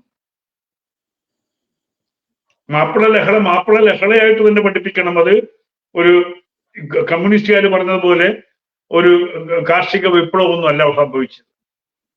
ചരിത്രത്തിന്റെ അപ്പൊ ആ ചരിത്രത്തിന്റെ രേഖ സർക്കാരിന്റെ കയ്യിലുണ്ട്. പലതും നമ്മൾ കാണാത്ത രേഖകൾ ഇപ്പോഴും ഉണ്ട്, ബ്രിട്ടീഷ് മ്യൂസിയങ്ങളിലുണ്ട്. നമുക്ക് കിട്ടിയില്ല എന്ന് മാത്രമേ ഉള്ളൂ. പക്ഷെ സർക്കാർ വിചാരിച്ചാൽ കിട്ടാവുന്ന എല്ലാ രേഖകളും ഉണ്ട്. ഇപ്പോഴും വാര്യംകുന്നന്റെ ഈ എന്താണ് ജഡ്ജ്മെന്റ് നമുക്ക് കിട്ടിയിട്ടില്ല, പലപ്പോഴും തപ്പിട്ട് കിട്ടിയിട്ടില്ല, അതിന്റെ ഭാഗം മാത്രമേ കിട്ടിയിട്ടുള്ളൂ. അപ്പൊ അതൊന്നും കിട്ടാൻ ഒരു പ്രയാസമില്ല. കാരണം കോടതി മുഖാന്തരം ഒരു ജഡ്ജ്മെന്റ് ആണ്. അപ്പൊ ആ രീതിയിൽ ഇന്ത്യയിൽ ഉണ്ടായിട്ടുള്ള ഭീകരവാദത്തിന്റെ ഘട്ടങ്ങളിലായിട്ട് സംഭവിച്ചിട്ടുള്ള കലാപങ്ങളെ കുറിച്ച് പഠിപ്പിക്കണം. ഇപ്പോ എപ്പോഴും ഈ കമ്മ്യൂണിസ്റ്റുകാരും കോൺഗ്രസ്സുകാരും ഉപയോഗിക്കുന്ന വാക്കാണ് ഗുജറാത്ത് കലാപം. ഗുജറാത്ത് കലാപം അവര് വിളിച്ചു പറയുമ്പോൾ ആയിരക്കണക്കിന് മുസ്ലിങ്ങളെ കൊന്നു പറയുമ്പോൾ ഇതിന്റെ തുടക്കം എവിടെയാണ്, ഇതിന്റെ ബീജം എവിടെയാണെന്ന് അവർ പറയില്ല. ഗോത്രയിലാണ് ഇത് തുടങ്ങിയത് എന്ന് പറയില്ല. കാരണം ഇരവാദമാണല്ലോ എപ്പോഴും. ആദ്യം പോയി ചൊറിയും, പിന്നെ മാന്ത് കിട്ടുമ്പോഴത്തേക്കും മാന്ത് കിട്ടുമ്പോ ഭയങ്കര കരച്ചില. ഇവര് കൊണ്ടുപോയി സാറേ, ഇവന്റെ ഈ ജഡ്ജ്മെന്റ് അങ്ങേക്ക് അറിയുന്ന ഭാഗം എന്താണ് സാർ? ഈ വാര്യംകുന്നൻ തൂക്കാൻ നേരത്ത് ഇവൻ നെഞ്ചും പിരിച്ചാ പോയത്, അവനെ കൈകാലുകൾ ബന്ധിക്കാൻ പോയതാ. വാര്യംകുന്നൻ നടക്കുന്ന വഴിക്കൊക്കെ മീശ ഇങ്ങനെ താടി പിടിച്ച് പറിച്ച് ജനങ്ങൾ ആർത്തഘട്ടത്തിന്റെ കൊണ്ടുപോയത്. ഇവിടെ ജിഹാദികൾ പ്രചരിപ്പിക്കുന്ന അങ്ങനെയല്ലല്ലോ. നെഞ്ചി ചോദിച്ചു, എനിക്ക് ബക്കയിലേക്ക് പോകുന്ന വെച്ചപ്പോ എനിക്ക് വേണ്ട, മരിക്കാം എന്ന് മിണ്ടിയിട്ടില്ല. അവിടെ ക്ഷമ ചോദിച്ചു, കാല് പിടിച്ചു, എന്നെ രക്ഷിക്കാമെന്നാ ചോദിച്ചത്. ഈ മനുഷ്യനെ എവിടെയെങ്കിലും പോരാടിയതായിട്ട് ചരിത്രം ഉണ്ടോ? എല്ലായിടത്തും ഓടിപ്പോയിരുന്നു. ഈ പറയുന്ന ഈ പാവപ്പെട്ട മുസ്ലിങ്ങളോട് നീ വെടിവെക്കാൻ പോയിക്കോ, നീ ഇതിലാകെ ഇവരുടെ കയ്യിലുള്ള തോക്കിൽ ഈ 2 തിരയുള്ളൂ. ഈ നായന്മാരുടെ വീട്ടിൽ നിന്നും നമ്പ്യന്മാരുടെ വീട്ടിൽ നിന്നും എടുത്ത തോക്കാണുള്ളത്. മറ്റൊരു വന്നത് മെഷീൻ ഗണ്ണാണ്. അപ്പൊ ഈ പാവങ്ങളോട് പറഞ്ഞു, അതിൻ്റെ ഇടയിൽ നിന്ന് വരുന്ന ഉണ്ടയൊക്കെ പനിയായി പോകും, വെള്ളമായി പോകും പറഞ്ഞിട്ടാണ് ഈ പാവങ്ങളെ മുന്നോട്ട് ചാടിച്ചത്. അങ്ങനെയാണ് ഇവര് ഈ 400 പേരെ ഒറ്റയടിക്ക് കൊന്നത് ഈ പൂക്കോട്ടൂർ കലാപം. എന്നിട്ട് ഒരുമിച്ച് കൊണ്ടുപോയി ഇവരവിടെ കബറിടത്ത് കാണിക്കുന്നു. കബറിടത്തിലൊന്നുമല്ല, ഈ ബ്രിട്ടീഷുകാർ യുദ്ധം കഴിഞ്ഞ് അവസാനം ചെയ്ത് അവിടെ തൊട്ട് അടുത്ത ഒരു വലിയ വീടുണ്ടായിരുന്നു. ആ വീട്ടിലേക്ക് ഡെഡ് ബോഡി മുഴുവൻ തെരച്ചിട്ടിട്ട് അതിന് തീ കൊടുക്കുന്നത്. ഇവർ പറയുന്ന ചരിത്രമൊക്കെ ഈ മനുഷ്യൻ കൊന്നതൊക്കെ കിളവന്മാര്. നേരത്തെ ടീച്ചർ പറഞ്ഞ മതി, എനിക്കത് ഏറ്റവും ഒരു വൈദ്യരെ കൊന്ന കഥ ഉണ്ട്. വൈദ്യരാകെ കൂടി പോയി വൈദ്യരുടെ മോനെ ഇവര് പിടിച്ചുകൊണ്ടുപോയി. വൈദ്യരുടെ മോൻ അവിടുത്തെ ഒരു പോലീസുകാരോട് പറഞ്ഞു, എന്റെ മോനെ കിട്ടിയ ആകെ ഒരു മോനേ ഉള്ളൂ. ഈ വൈദ്യരാണോ ഫ്രീ ആയിട്ട് എല്ലാവരും ചികിത്സിക്കുന്ന ആളാണ്. അത് പറഞ്ഞത് ഇദ്ദേഹം അറിഞ്ഞിട്ടാണ് വൈദ്യരെ കൂട്ടിക്കൊണ്ടുപോയിട്ട് വെടിവെച്ചത്. വൈദ്യരെ വെടിവെക്കുമ്പോൾ വെടിവെക്കുന്നവന് 4 പ്രാവശ്യം വെടിവെക്കേണ്ടെന്നു. കാരണം അയാളെ കുട്ടികളെ പോലും നോക്കിയത് ഈ വൈദ്യരായിരുന്നു. അങ്ങനെയുള്ള സംഭവങ്ങളുണ്ട്. ഇയാൾ യുദ്ധം ചെയ്തത് എവിടെ, ആരോടാണ് യുദ്ധം ചെയ്തത്? ഇയാൾ എപ്പോഴാണ് രംഗത്തിറങ്ങുന്നത്? ഇയാൾ ഈ ആഗസ്റ്റ് 20 തുടങ്ങിയ ആഗസ്റ്റ് 20 പ്രത്യേകത എന്താണ്? ഇവിടുന്ന് പട്ടാളക്കാർ വെസ്റ്റിൽ നിന്ന്, മൊത്തം കോഴിക്കോട് വെസ്റ്റിൽ നിന്ന് പട്ടാളക്കാർ വന്ന് താനൂർ ഇറങ്ങണം. അത് ഇറങ്ങുമ്പോ ഈ പട്ടാളക്കാരെ കണ്ടിട്ടാണ് മമ്പറം പള്ളി പൊളിക്കാൻ പോകുന്നതെന്ന് പറഞ്ഞ് ബഹളം ഉണ്ടാക്കിയത്. പിറ്റേതിന് അവർ മമ്പറം പള്ളി പൊളിച്ചുകൊണ്ട് തിരൂർ ഭാഗത്ത് 1500ഓളം പേര് വന്നു പറഞ്ഞു. അപ്പുറത്തുനിന്ന് അവിടെ വെടിവെപ്പുണ്ടായി, 9 പേര് മരിച്ചു. അത് കഴിഞ്ഞിട്ട് റൗളീനെയും ജോൺസ്റ്റനെയും സ്റ്റേഷനിലേക്ക് കയറി കലാപകാരികൾ കൊന്നു. അത് ഈ വാര്യംകുന്നനല്ല, നമ്മുടെ എന്താണ് രണ്ട് കഥാപാത്രങ്ങളുണ്ടല്ലോ നമ്മുടെ മൂല്യാരുടെ കൂടെ ഉള്ള, അവരാണ് കൊല്ലുന്നത്. അവര് കൊന്നു, പോലീസുകാർ പേടിച്ചോടി. ഇത് കഴിഞ്ഞിട്ട് അന്നത്തെ കളക്ടർ നേരെ ഇസ്കോക്ക് നേരെ തിരിച്ചു അടിച്ചു. ഈ കലാപം പൊട്ടി വളരെ നമ്മൾ ഈ ഇത്രയധികം മുസ്ലിംസിനെ കണ്ടപ്പോൾ അവർ പേടിച്ചു പോയി. കാരണം ആകെ 100 ചില്ലാനും പേരേ ഉള്ളൂ. ഈ പട്ടാളം എന്ന് പറഞ്ഞാൽ അന്ന് വെസ്റ്റിൽ 100 ചില്ലാനും പേരേ ഉള്ളൂ. പട്ടാളം ഇങ്ങനെ കമ്പി അടിച്ചുകൊണ്ടിരിക്കുകയാണ്. ഈ വേൾഡ് വാർ കഴിഞ്ഞിട്ട് ആകെ ബ്രിട്ടൻ തയ്യാറായി കിടക്കുമ്പോൾ പട്ടാളമില്ല, ഒന്നുമില്ല. അവസാനം കോയമ്പത്തൂരിൽ നിന്ന് കുറച്ച് പേര്, മദ്രാസിൽ നിന്ന് കുറച്ച് പേര്, ബാംഗ്ലൂർ, എങ്ങനെ വന്നിട്ടും അവസാനം ഈ ഗൂർഖകൾ വരുന്നതിന് മുന്നേ പട്ടാളത്തിനൊന്നും ചെയ്യാൻ പറ്റിയിട്ടില്ല. അപ്പൊ ആ സമയത്താണ് ഈ ചങ്ങാതി ചാടിക്കയറി വരുന്നത്. ഇദ്ദേഹം പണ്ടേ ക്രിമിനലല്ലേ, ഇദ്ദേഹം കള്ളനായിട്ടുണ്ടോ. വാര്യംകുന്നന് മോഷ്ടാവായിട്ടുള്ള കൃത്യമായിട്ട് പറയുന്നത്. ഈ തപ്പാൽ ഉൾപ്പെടികൾ മോഷ്ടിക്കലാണ് സ്ഥിരം പരിപാടി. ഇവരുടെ കുടുംബപരമായിട്ട് മോഷ്ടാക്കളാണെന്ന ചരിത്രം പറയുന്നത്.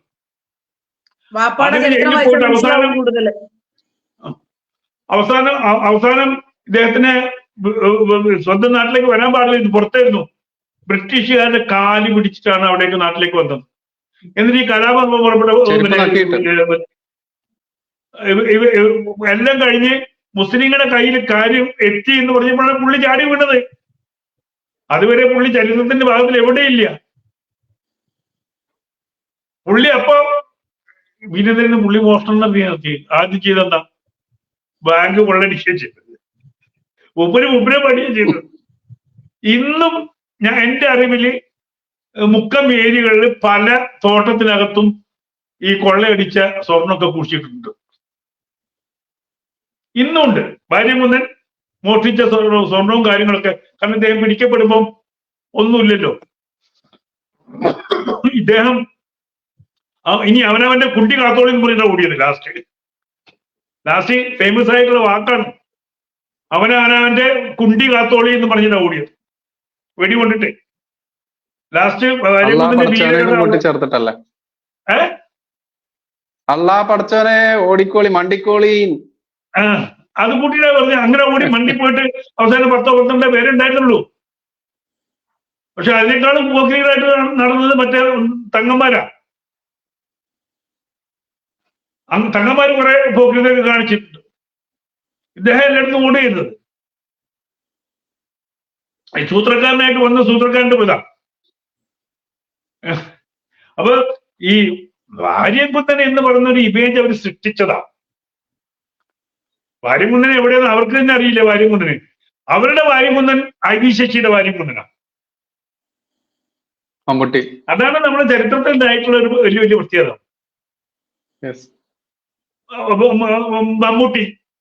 മമ്മൂട്ടിയുടെ ഒരു കഥാപാത്രം ഇല്ല ചരിത്രത്തില്. അപ്പൊ അന്ന് ആ സിനിമ ചെയ്യുമ്പോൾ ഓരോ ദിവസവും വന്നിട്ട് എഴുത്തുകാരനെ ഭീഷണിപ്പെടുത്തുകയായിരുന്നു പറയും. ഏതാ എഴുതിയിരിക്കുന്നു? നമ്മളെ കുറിച്ച് മുണ്ടി പോയിട്ട് തല ഉണ്ടാവും കേട്ടോ. ഷൂട്ട് ചെയ്യുമ്പോൾ ഐ.വി. ശശിക്ക് ഡെയിലി വരികയെന്ന് പറഞ്ഞേ. മലപ്പുറല്ലേ സ്ഥലം.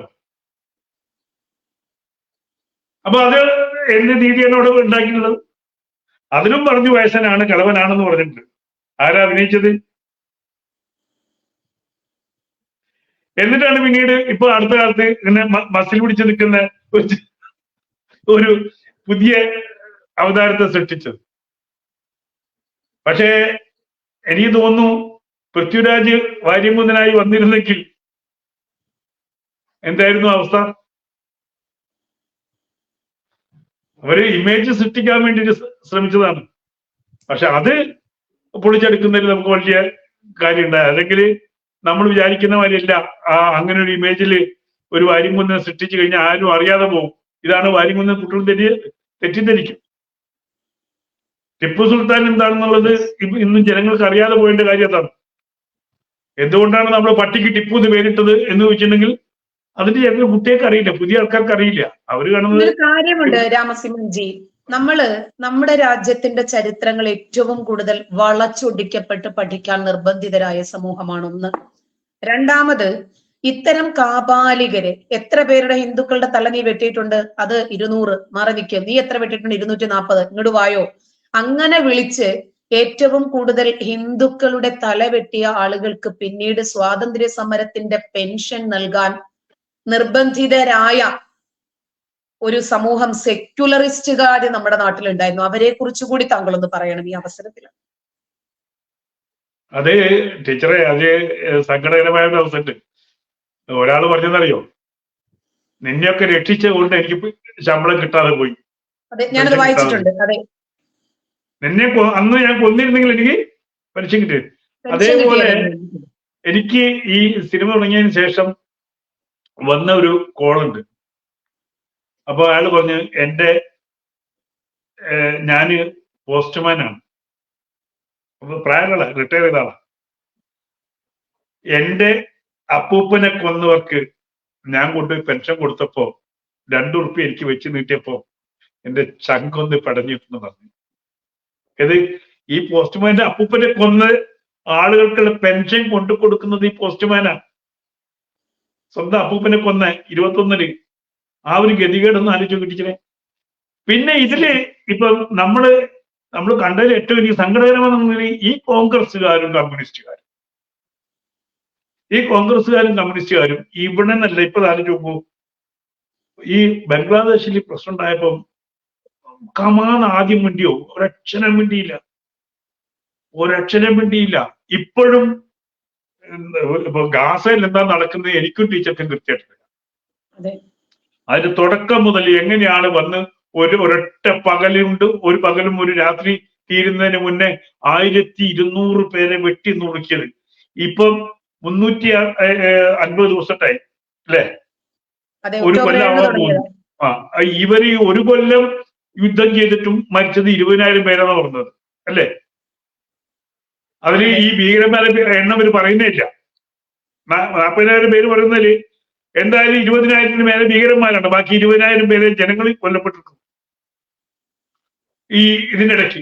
അതേ സമയത്ത് ഒരൊറ്റ പകലുകൊണ്ട് 1200 പേരെ കൊല്ലുകയും അതിലേറെ പേരെ ബലാത്സംഗം ചെയ്തു. അപ്പൊ എന്താണെന്ന് ആലോചിച്ച് നോക്കൂ. അവർക്ക് കിട്ടിയത് ഇത്രയും ശക്തമായ ഒരു രാജ്യത്തിന്റെ ഒരു മൂലയിലേക്ക് ഇടിച്ചു കയറി വളരെ കുറച്ച് സമയം കൊണ്ട് അവിടുത്തെ കൊച്ചുകുട്ടീനെ ബലാത്സംഗം ചെയ്ത് ആ കുട്ടിയുടെ കഴുത്തറുത്തു. വെടിവെച്ച് പോവുകയല്ല ചെയ്തത്. വേറൊരു കാര്യം കൂടി ഉണ്ട് ഇവിടെ. ഈ ഹമാസ് ഭീകരരിൽപ്പെട്ട വളരെ കുറച്ചാളുകൾ ഇസ്രായേലിലേക്ക് നുഴഞ്ഞു കയറിയിട്ടാണ് അന്ന് അവരത് ചെയ്തത്. ഇന്ന് സകലമാന യുദ്ധ സന്നാഹങ്ങളും സാങ്കേതിക വൈദഗ്ധ്യങ്ങളും ഉപയോഗപ്പെടുത്തിയിട്ട് പോലും ഇസ്രായേൽ അത്രയും ആളുകളെ കൊന്നിട്ടില്ല. ഇല്ല, അവിടെയാണ്. അതാണ് ഞാൻ പറഞ്ഞത്. പലരും ചോദിക്കാറുണ്ട് എന്തുകൊണ്ടാണ് ഇങ്ങനെ തീവ്രമായിട്ട് നിലപാട് ഈ പറയുന്നതിനെതിരെ എടുക്കാറും ചോദിക്കാറുണ്ട്. ഞാൻ എന്റെ സ്വദേശം നിലമ്പൂരിൽ നിന്ന് 12 കിലോമീറ്റർ, ജസ്റ്റ് 10-12 കിലോമീറ്റർ മാത്രമേ ദൂരമുള്ളൂ. ഞാൻ 2012 വരെ ആർട്ട് ഓഫ് ലിവിങ് എന്ന് പറയുന്ന സംഘടനയുടെ സജീവ വോളണ്ടിയർ ആയിട്ട് സേവനമായിട്ട് നടക്കുകയായിരുന്നു. കാരണം അച്ഛൻ ഇവിടുത്തെ കർഷക തൊഴിലാളിയുടെ CITU മറ്റെല്ലാ കർഷക തൊഴിലാളിയുടെയും ഇവിടുത്തെ പ്രധാനപ്പെട്ട ഒരു പ്രാദേശിക നേതാവായതുകൊണ്ട് നമുക്ക് ഓപ്പൺ ആയിട്ട് വരാൻ പറ്റാത്തത് കൊണ്ട് അത്തരത്തിലിരിക്കുന്ന സമയത്താണ് ഈ 1921 നടന്ന ഈ വംശഹത്യയെ കുറിച്ച് കൃത്യമായിട്ടും നമ്മൾക്ക് പഠിക്കാനും അല്പമെങ്കിലും വിവരത്തോടുകൂടി മനസ്സിലാക്കാനും പറ്റും. അതിനുശേഷം മാത്രമാണ് ഞാൻ ഈ ഒരു മേഖലയിലേക്ക് വന്നപ്പോൾ ഇത്ര തീവ്രമായിട്ട് സംസാരിക്കുന്നത് എന്ന് മാന്യ പ്രേക്ഷകരോട് പറയാണ്. എന്തായാലും കാവാ സുരേന്ദ്രൻ ജി, നമ്മൾക്ക് അങ്ങയുടെ 2ാം സെഷൻ കേൾക്കാനുള്ള കൗതുകമുണ്ട്. കാരണം നിർത്തിയെടുത്തു നിന്ന് തന്നെ 2ാം സെഷൻ കേൾക്കേണ്ടത്. കാരണം ടീച്ചറായാലും രാമസിംഹൻ ജി ആയാലും എല്ലാവർക്കും കുറച്ച് കൗതുകത്തോട് കാത്തിരിക്കുകയാണ്. എന്നിട്ട് നമുക്ക് വൈൻഡപ്പ് ചെയ്യാം.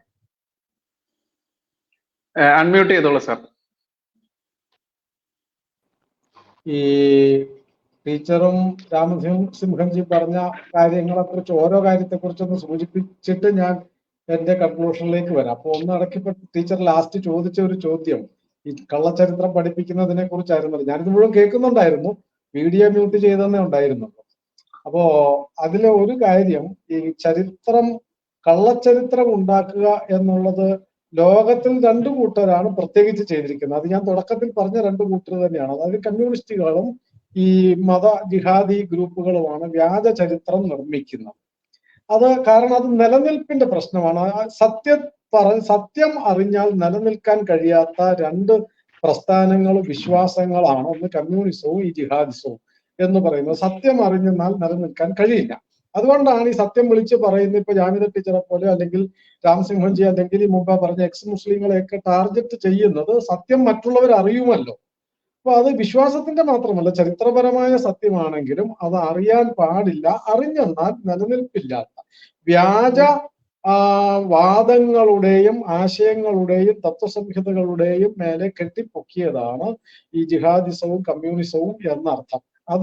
അതാണ് ലോകത്തിലെ ഒരു അനുഭവം. അതുകൊണ്ടാണ് നമ്മുടെ ചരിത്രം പക്ഷെ ഭാരതത്തിൽ ഒന്നുകൂടി ഉണ്ടായി, അഡീഷണൽ ആയി ഒരു തട്ടിപ്പ് കൂടി നടന്നു ദേശീയ തലത്തിൽ. അതപ്പോ ടീച്ചർ ചോദിച്ചതിന്റെ ഒരു വൈഡർ ആംഗിളിൽ പറഞ്ഞെന്നാൽ ദേശീയ തലത്തിൽ ഈ കള്ളച്ചരിത്രം ഉണ്ടാക്കിയത് കോൺഗ്രസ്സുകാരാണ്.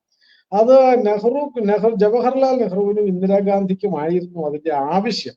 കാരണം ദേശീയ തലത്തിൽ അവരെ കഴിഞ്ഞും പ്രമുഖരായ അനേകം മഹാന്മാരായ നേതാക്കന്മാരുണ്ടായിരുന്നു. നെഹ്റുവിന്റെയൊക്കെ 4 ഇരട്ടിയെങ്കിലും കപ്പാസിറ്റിയുള്ള, അറിവുള്ള, ആത്മീയമായും അല്ലാതെയൊക്കെ ബോധമുള്ള അനേകം ആൾക്കാർ. ഇപ്പൊ പട്ടേല്, സുഭാഷ് ചന്ദ്രബോസ് മറ്റൊരു വിവേകാനന്ദനായി മാറേണ്ട ആളായിരുന്നു. ഞാനത് വിശദീകരിക്കുന്നില്ല. അത്രയും ആഴവും പരപ്പും ഉണ്ടായിരുന്ന മഹാന്മാരായ നേതാക്കന്മാരുണ്ട്. അപ്പൊ അവരെ എല്ലാം ഒതുക്കി അധികാരം കയ്യിൽ കിട്ടണമെങ്കിൽ ശരിയായ ചരിത്രം, ഇപ്പൊ സവർക്കറെ കുറിച്ച് അവർ പറഞ്ഞു നടക്കുന്നതൊക്കെ സവർക്കറെ കള്ളക്കേസിൽ പിടിക്കുന്നതാണ്. സവർക്കർ രോഗശയ്യയിൽ കിടക്കുമ്പോഴാണ് ഗാന്ധിവധം നടക്കുന്നത്. പക്ഷെ ഒരു കള്ളക്കേസിൽ ഇപ്പൊ ഗാന്ധിജിയുടെ പേരിൽ ഒരു ആഗോള തലത്തിൽ ഒരു കള്ളച്ചരിത്രം ഉണ്ടാക്കാൻ നെഹ്റുവിന് അധികാരത്തിൽ ഇരിക്കുകയാണല്ലോ, എളുപ്പമായിരുന്നു. അപ്പൊ അവരുടെ നിലനിൽപ്പിന്റെ ആവശ്യമായിരുന്നു. നെഹ്റു കുടുംബത്തിന്റെ അധികാരം നിലനിർത്താൻ വേണ്ടി വ്യാജ ചരിത്രം ഉണ്ടാക്കേണ്ട. ഞാൻ ആനുഷംഗികമായി ഒരു കാര്യം കൂടെ പറയും ചരിത്രത്തിന്റെ. 1973 അത് ടീച്ചറും രാമസിംഹൻജി ഉള്ളത് കൊണ്ടാണ് അവർക്ക് പലയിടത്ത് റെഫർ ചെയ്യാൻ പറ്റും, അത് കൂടുതൽ അന്വേഷിച്ച് മനസ്സിലാക്കാനും പറ്റും. 1973 പിന്നെ ചെങ്കോട്ടയില് ഒരു ചെമ്പ് ചുരുള് കുഴിച്ചിട്ടു. ഇന്ദിരാഗാന്ധി പ്രധാനമന്ത്രിയാണ് അന്നേരം. ചെമ്പ് ചുരുള് കുഴിച്ചിട്ടു. അപ്പൊ പാർലമെന്റിൽ ചോദ്യം ഉണ്ടായി, എന്താണ് ഈ ചെമ്പ് ചുരുൾ? അതിനു വേണ്ടി ഉണ്ടാക്കിയതാണ് ഈ ഇന്നത്തെ ICHR എന്ന് പറയുന്നത്. ഇന്ദിരാഗാന്ധി ഉണ്ടാക്കിയതാണ്, കള്ളച്ചരിത്രം ഉണ്ടാക്കാൻ വേണ്ടി ഉണ്ടാക്കിയതാണ്. എന്നിട്ട് ചെമ്പ് ചുരുളിൽ എന്താണ് എന്ന് ചോദിച്ചപ്പോ അത് കണ്ടന്റ് എന്താണെന്ന് പറയാൻ പറ്റില്ല. നമ്മുടെ ആധുനിക ഇന്ത്യയുടെ ചരിത്രം 1000 കൊല്ലം കഴിഞ്ഞാൽ തലമുറകൾക്ക് കിട്ടാൻ വേണ്ടി ഉള്ള ചരിത്ര രേഖ ചെമ്പ് തകിടിൽ എഴുതിയതാണ് കുഴിച്ചിടുന്നത്. ഇത് 1000 കൊല്ലം കഴിയുമ്പോൾ ഇത് കേടാവാതെ കിടക്കുമല്ലോ, രേഖയായിട്ട് കിടക്കും. അപ്പൊ അന്നുള്ളവർക്ക് ഇന്നത്തെ ഇന്ത്യ എന്തായിരുന്നു, അവർ ഉപയോഗിച്ച വാക്കായതുകൊണ്ടാണ് ഞാൻ അതിന് ഇന്ത്യ എന്ന് പറയുന്നത്. ഇന്ത്യ എന്താണെന്ന് അറിയാൻ വേണ്ടിയിട്ടാണ്.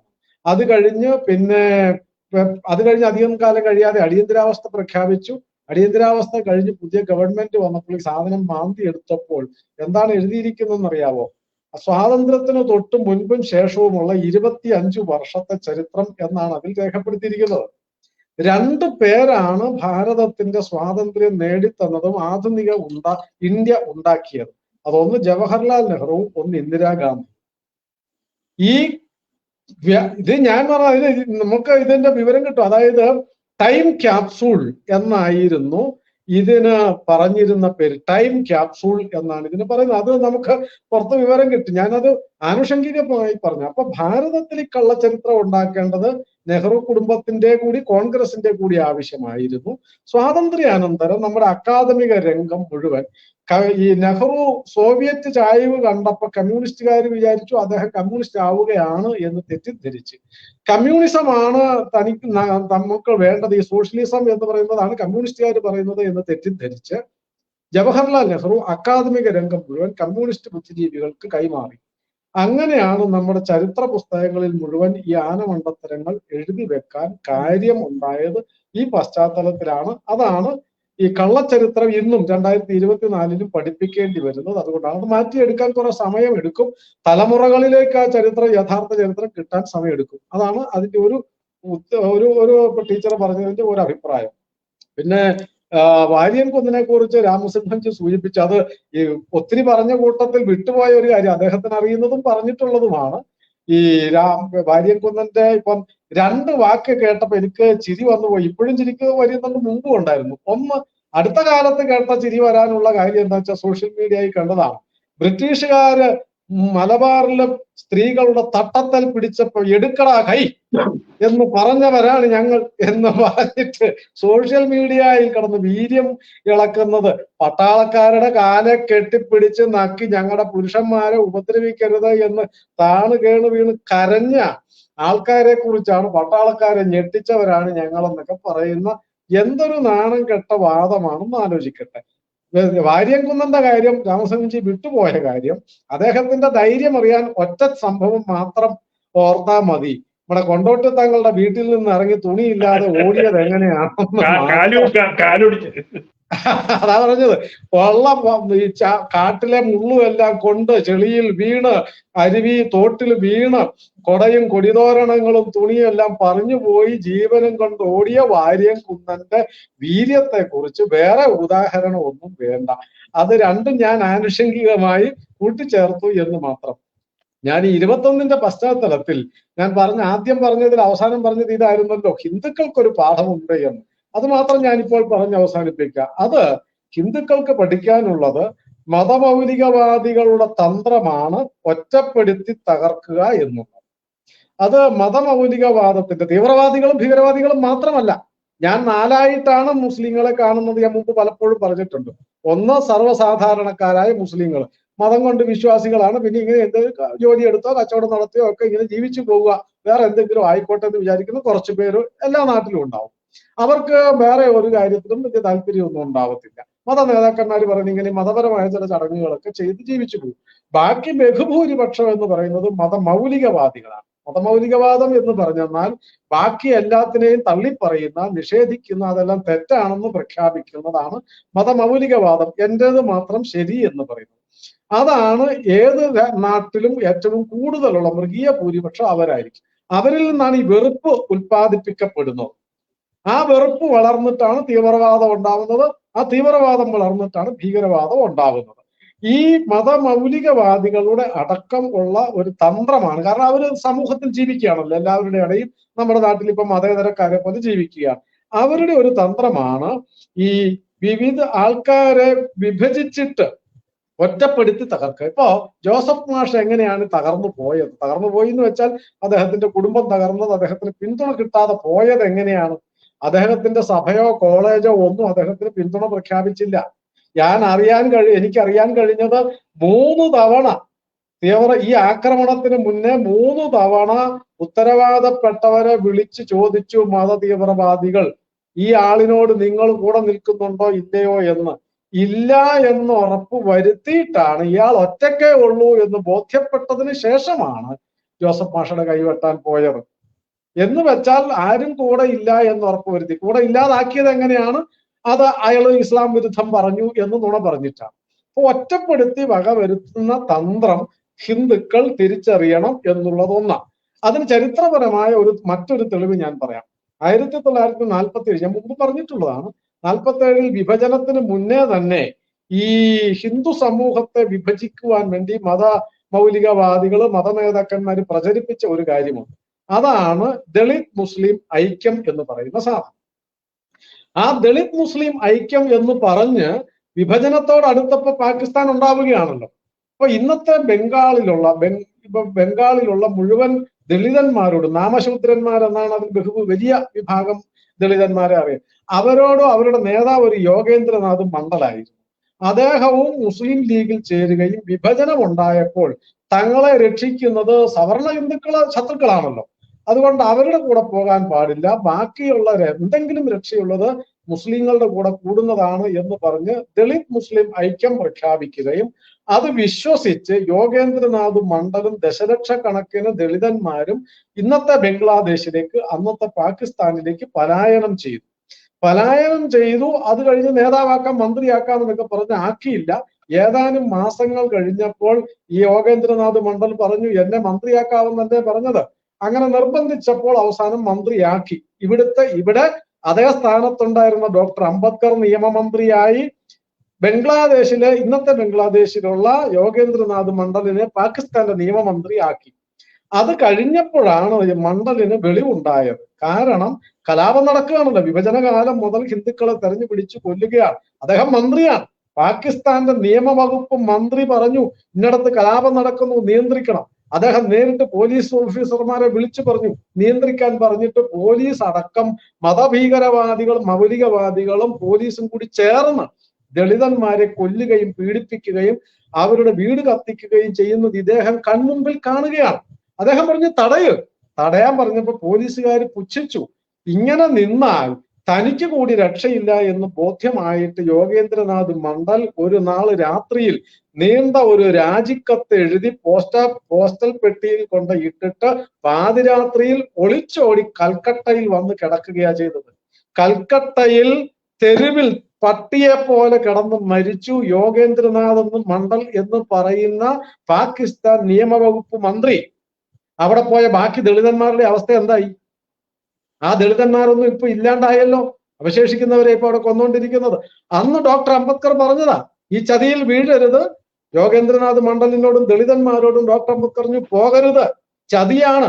വിഭജനം കഴിഞ്ഞ് പോയി കഴിഞ്ഞവരോട് അംബേദ്കർ വിളിച്ചു പറഞ്ഞു, ഏത് മാർഗവും നിയമപരമായോ നിയമവിരുദ്ധമായോ ഏത് വിധേനയും നിങ്ങൾ ഭാരതത്തിലേക്ക് തിരിച്ചു വരണം എന്ന് ആഹ്വാനം ചെയ്തു. കേൾക്കാതെ അവിടെ നിന്നവരെ മുഴുവൻ കൊന്നുകളയുകയോ മതം മാറ്റുകയോ ചെയ്തു. ഇത് ഹിന്ദുക്കൾക്കൊരു പാഠമാ. 2024 ഹിന്ദുക്കൾക്ക്, കേരളത്തിലെ ഹിന്ദുക്കൾക്ക്, ഈഴവർക്കും നായന്മാർക്കും നമ്പൂതിരിക്കും പൊലയനും ഒക്കെ പാഠമാണ്. ഈ വിഭജിച്ച് തങ്ങളെ രക്ഷപ്പെടുത്താനല്ല, വിഴുങ്ങാനാണ് എന്നുള്ളതാണ്. മാപ്പിളക്കലാപത്തിലും ദളിത് മുസ്ലിം ഐക്യം പറഞ്ഞിരുന്നു അന്നും. എന്നിട്ട് ദളിതന്മാർ ഏറ്റവും കൂടുതൽ കൊല്ലപ്പെട്ടത് ആരാ? പറയൻ, പുലയൻ, ആദിവാസി, ഈഴവരൊക്കെ ഏറ്റവും കൂടുതൽ കൊല്ലപ്പെട്ടത്. നമ്പൂതിരി നായരും അല്ല. എണ്ണത്തിൽ കൂടുതൽ കൊല്ലപ്പെട്ടത് ഈഴവരും പുലയനും ആശാരിയാണ് കൊല്ലപ്പെട്ടത്. നിലമ്പൂരിൽ വനവാസിയ വരെ ഒരു ഗ്രാമം മുഴുവൻ ആക്രമിച്ച് കൊന്നുകളഞ്ഞു. അതുകൊണ്ട് ഈ ചരിത്രമൊക്കെ ഇന്നത്തെ ഹിന്ദുക്കൾ പഠിക്കണം എന്നുള്ളതാണ് രണ്ടാമത്തെ കാര്യം. വിഭജിച്ച് അവരിങ്ങനെ അടർത്തി മാറ്റാൻ ശ്രമിക്കുന്നതിന്റെ, ഇപ്പോൾ അങ്ങനെ ശ്രമിക്കുന്നത് അവര് മാത്രമല്ല, അവര് കൂലിക്ക് ആളെ നിർത്തിയിട്ടുണ്ട്. അങ്ങനത്തെ ഒരാളിന്റെ പേര് പറയാൻ എനിക്ക് ഇപ്പോൾ മടിയില്ല. ഒരു ഡോക്ടർ ശ്യാംകുമാർ എന്ന് പറയുന്ന ഒരാൾ ഇപ്പോൾ നമ്മുടെ സോഷ്യൽ മീഡിയയിലും അല്ലാതെയും കറങ്ങി നടക്കുന്നുണ്ട്. അദ്ദേഹത്തിന്റെ പ്രസംഗം മുഴുവൻ എന്താ? ഈഴവർ ഹിന്ദുക്കളല്ല, ഈഴവർ ഹിന്ദുക്കളല്ല എന്നാണ് അദ്ദേഹം പ്രസംഗിച്ചുകൊണ്ടേയിരിക്കുന്നത്. എന്താ ഈഴവർ ഹിന്ദുക്കളല്ല എന്ന് പറയാൻ കാരണം?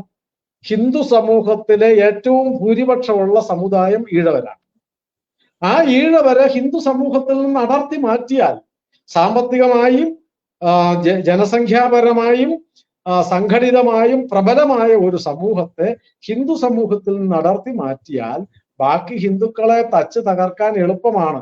അതുകൊണ്ട് ജിഹാദികൾ 10,000-ങ്ങളോ ലക്ഷങ്ങളോ കൊടുത്ത് ഡോക്ടർ ശ്യാംകുമാറിനെ കൂലിക്കെടുത്തിരിക്കുന്നു എന്ന് ഞാൻ സംശയിക്കുന്നു. എനിക്ക് അതിന്റെ കാര്യം തെളിവൊന്നുമില്ല. കാരണം അങ്ങേര് നിരന്തരം പ്രസംഗിക്കുന്നത് ഈഴവർ ഹിന്ദുക്കളല്ല, ഈഴവർ ഹിന്ദുക്കളല്ല എന്ന് പറഞ്ഞുകൊണ്ടാണ്. എന്നിട്ട് നിരന്തരം സവർണ വിരുദ്ധത എന്നും പറഞ്ഞ് അങ്ങേര് എവിടുന്ന ചില പുസ്തകത്തിലെ വിവരക്കേടുകൾ പറഞ്ഞ് പ്രചരിപ്പിച്ചുകൊണ്ടിരിക്കുകയാണ്. കുറെ പേരെങ്കിലും വിശ്വസിക്കുന്നുണ്ടാവും എന്നുറപ്പാണ്. അപ്പൊ ഈ അടർത്തി മാറ്റുന്ന ഏർപ്പാട്, അതുപോലെ തന്നെ നമ്മുടെ കാലടി സർവകലാശാലയിലെ, അത് ഞാൻ സാധാരണ ഇത്തരം പൊതുവേദികളിൽ പേര് പറയാറില്ല, പക്ഷെ ഇപ്പൊ ഞാൻ അത് പറയാൻ ആഗ്രഹിക്കുകയാണ്. സുനിൽ പി ഇളയിടം ഈ സവർണ അവർണ വിരുദ്ധത പറയുന്നത് എന്തിനാണ്? എന്റെ വിശ്വാസം എനിക്ക് തെളിവൊന്നുമില്ല, എനിക്ക് തെളിയിക്കാനില്ല, എന്റെ ഒരു ആരോപണമെന്ന് കൂട്ടിക്കോളൂ. ജിഹാദികളുടെ കയ്യിൽ നിന്ന് പണം വാങ്ങിയിട്ടാണ് അദ്ദേഹം ഈ സവർണ അവർണ വിരുദ്ധത പ്രചരിപ്പിക്കുന്നത്. ജിഹാദികൾക്ക് വേണ്ടിയാണെന്ന് ഞാൻ വിശ്വസിക്കുന്നു.